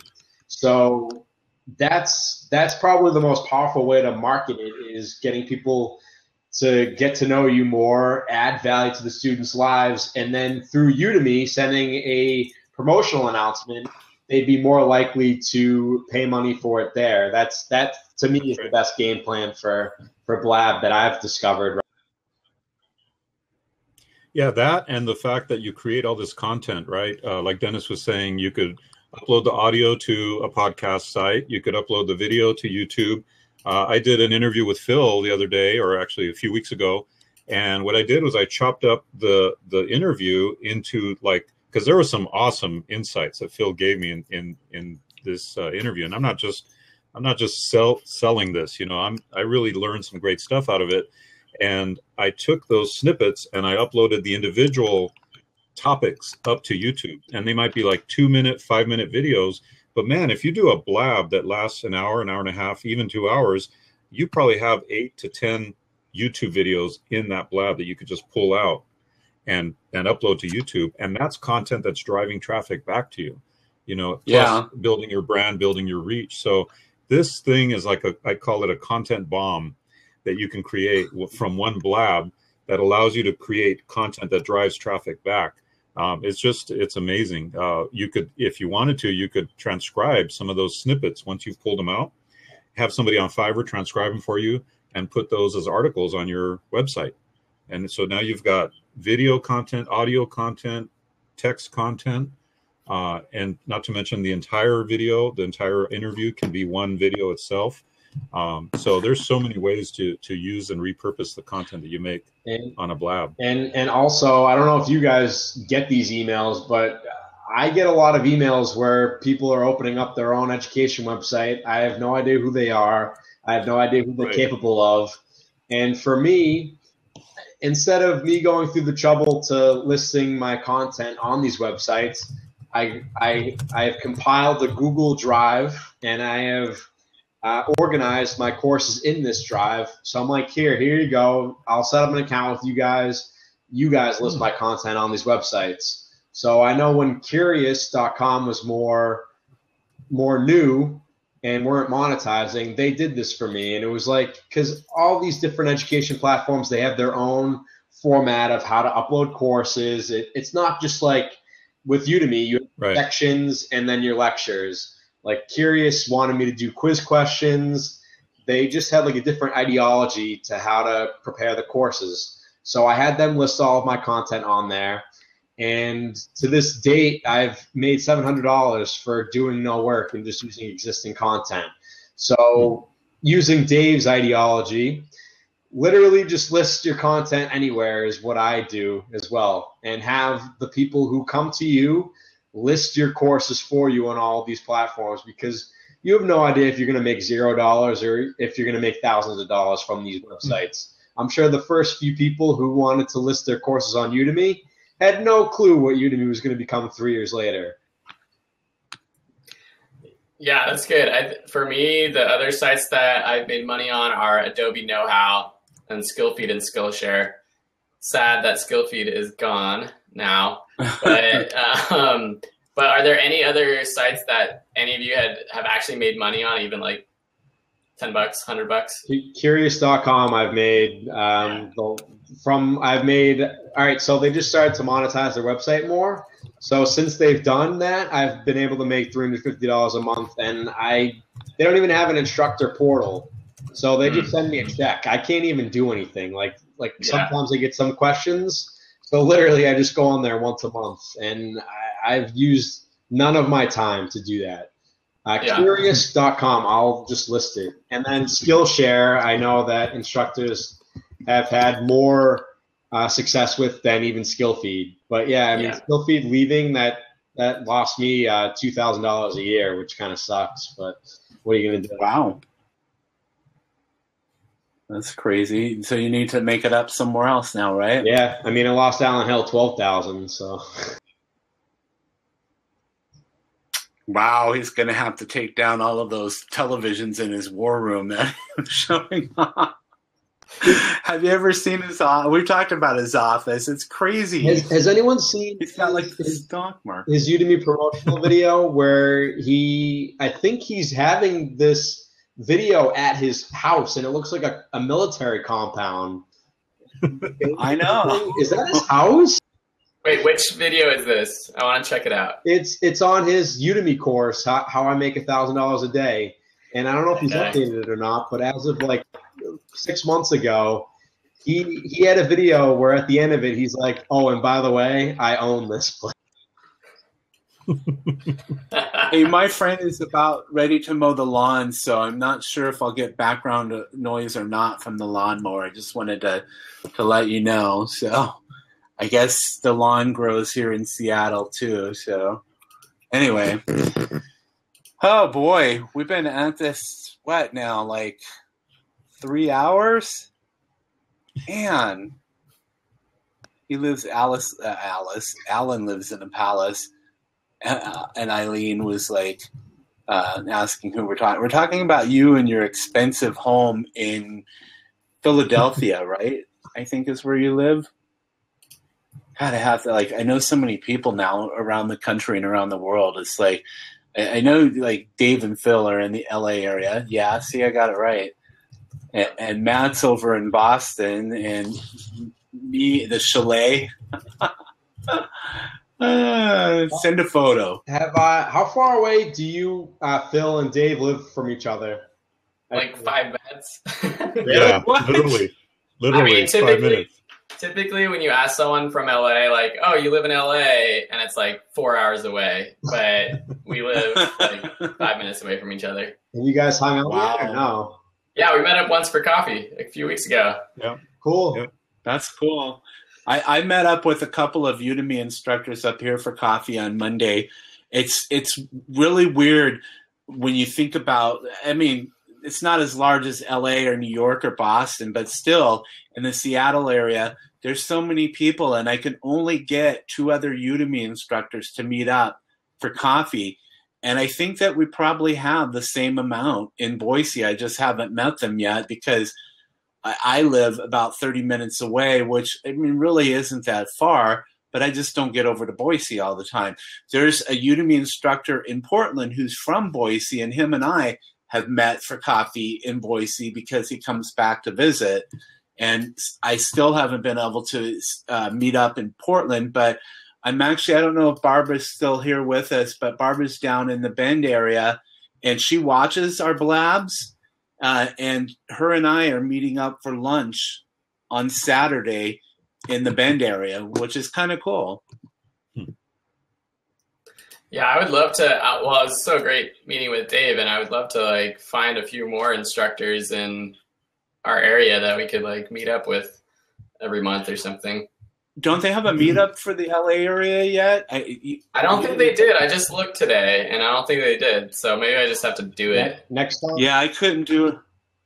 And Matt did one in Boston, I think, right? Yeah, I did one in Boston, and like no one could meet up. Like they wanted to meet up at like 6:30 in the morning. I'm like, I work from home. I don't like because everybody else had like the full-time job 9 to 5. So I just like I left the group, and we had like probably like 10 people in there early on, and I don't know what the group's doing now, but when I'm in LA or something, I'll meet up with you guys. Dennis, I don't know if I'm going to find myself in Boise, to be honest with you, but Seattle. You might like Boise, actually. And there's nonstop flights down to LA, so maybe I'll just fly down some weekend and meet up with you guys. Well, did you did you want to move so I can get some fun? What's that? Did you want to move to Seattle? No, I don't think I want to move here anymore. I think that it's best for me to just establish myself in Boise and get like a condo or something like that and just travel and do Airbnb with a condo when I want to, go places, like what Matt and gosh darn it, now I'm going to forget like names and all of that. So not Rob and who else is over there in Thailand? Is Grant Worley over there? Yes, Grant. I was going to call him Greg, so that's why. Yeah, so I'd like to do something like that and just be able to lock the door in a condo and go places. I can't buy a condo that's affordable in Seattle, and when you go out, like LA, you're stuck in traffic. I don't want to live my life like that. Boise has traffic, but it's nowhere like that. And like I was saying before, it has everything else. And what's funny is that my mom worked for HP in Boise for 30 years. That's where their printer division is. That's where the LaserJet was developed, was Boise, Idaho. And Micron Technology, which is like one of the largest computer memory manufacturers in the world, is based there in Boise. So it's funny when you live in a place like that that's small, but there's still all of this other stuff going on. And a lot of people from California, including my parents and my family, we moved up there. So I've been there for years. So I love Seattle, but it's just too expensive to live here. Yeah. Udemy lets me live wherever I want,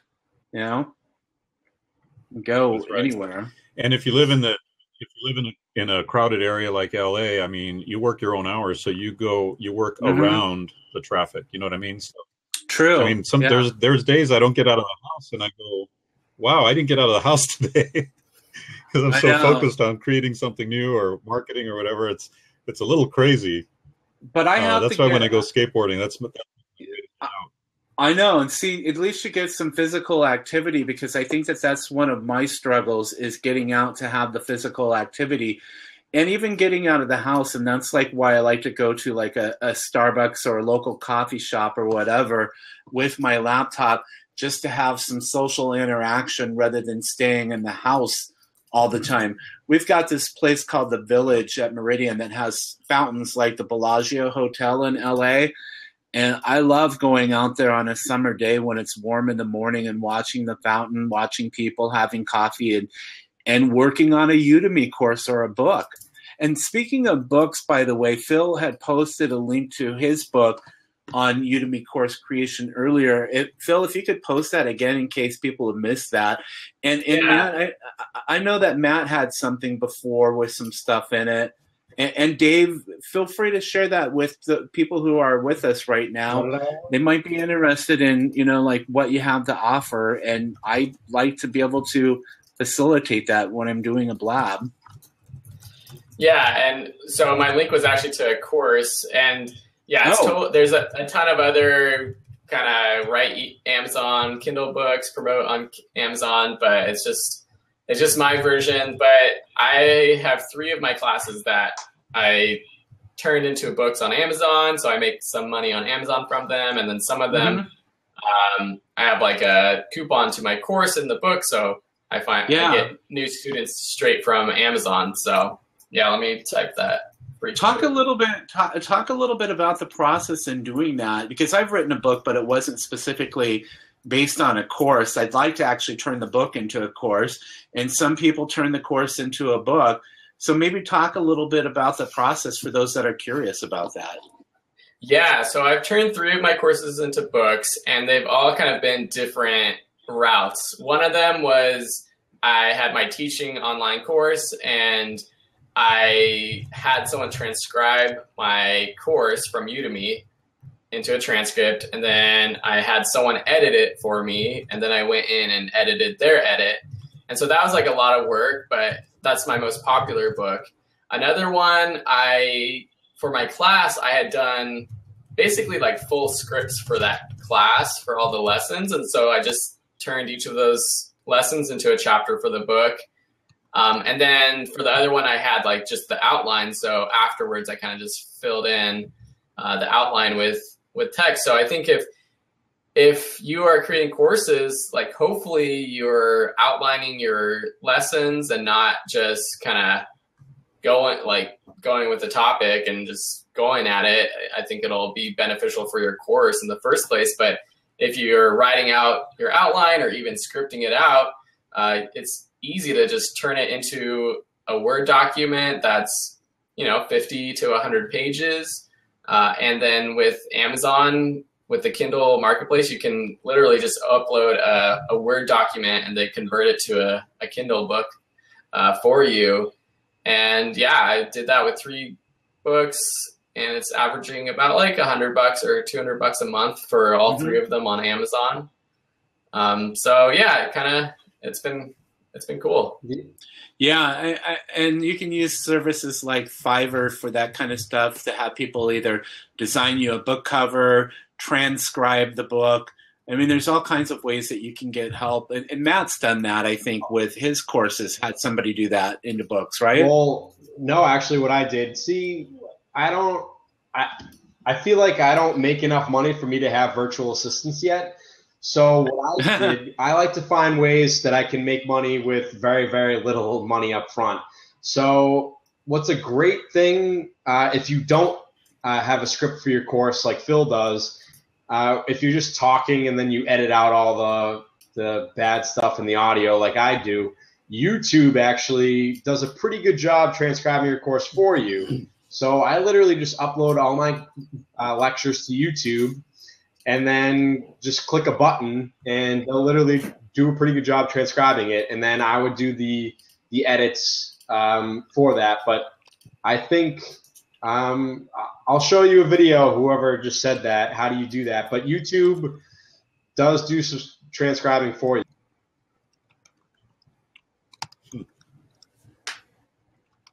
I'm just answering a question on what is Udemy Organic, and it's just a Udemy Organic is somebody coming to the Udemy website on their own or maybe through a Udemy promotion, and purchasing your course. So you share some of the revenue, I think 50% of the revenue with Udemy, because they made the effort through their marketing channels or whatever to bring you that student. Correct, guys?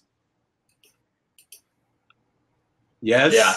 Shake your head, go this way, or say yeah like Phil.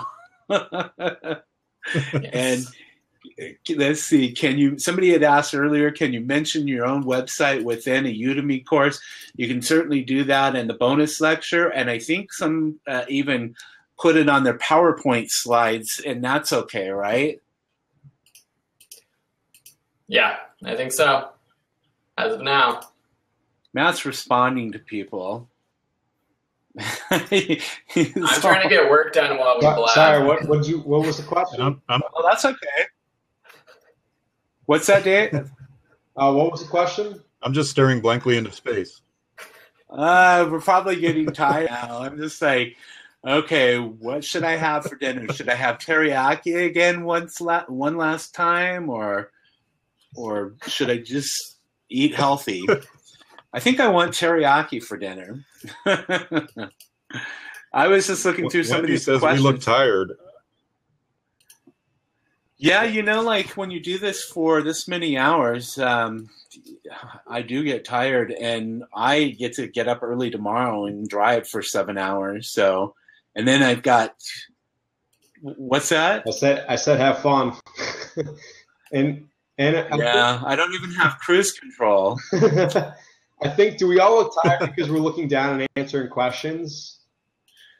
Maybe. Yeah, I'm just kind of I look tired because I'm older. I look tired. I look tired because I'm older than you guys. Oh my gosh. Actually, I'm waiting for lunch, so I haven't had lunch yet, and it's 4 o'clock. So Phil might be the youngest. How old are you? Yeah, actually, well, Matt, you just turned 26, right? Yeah, I did turn 26, so I'm probably the youngest, right? Yeah, I turned 26 on the 20th this month. Oh, so you're okay. Dave said he's 52. You're 25 right now? Yeah. I did not know that. You are the youngest. Yeah. I'm an old man. And I'm not the oldest. But Dave is probably more active with his skateboarding. You haven't turning 52 on the 8th. Yeah. On the 8th? I got it. Yep. Awesome. That's good. I think right now, gosh, it's like, considering where I've been in my life, we were talking about our backgrounds and all of that. I remember starting out in retail when I was young. What got me to Seattle in the first place was I got transferred as a store manager. And then I decided I no longer wanted to do that. So I went to the software industry.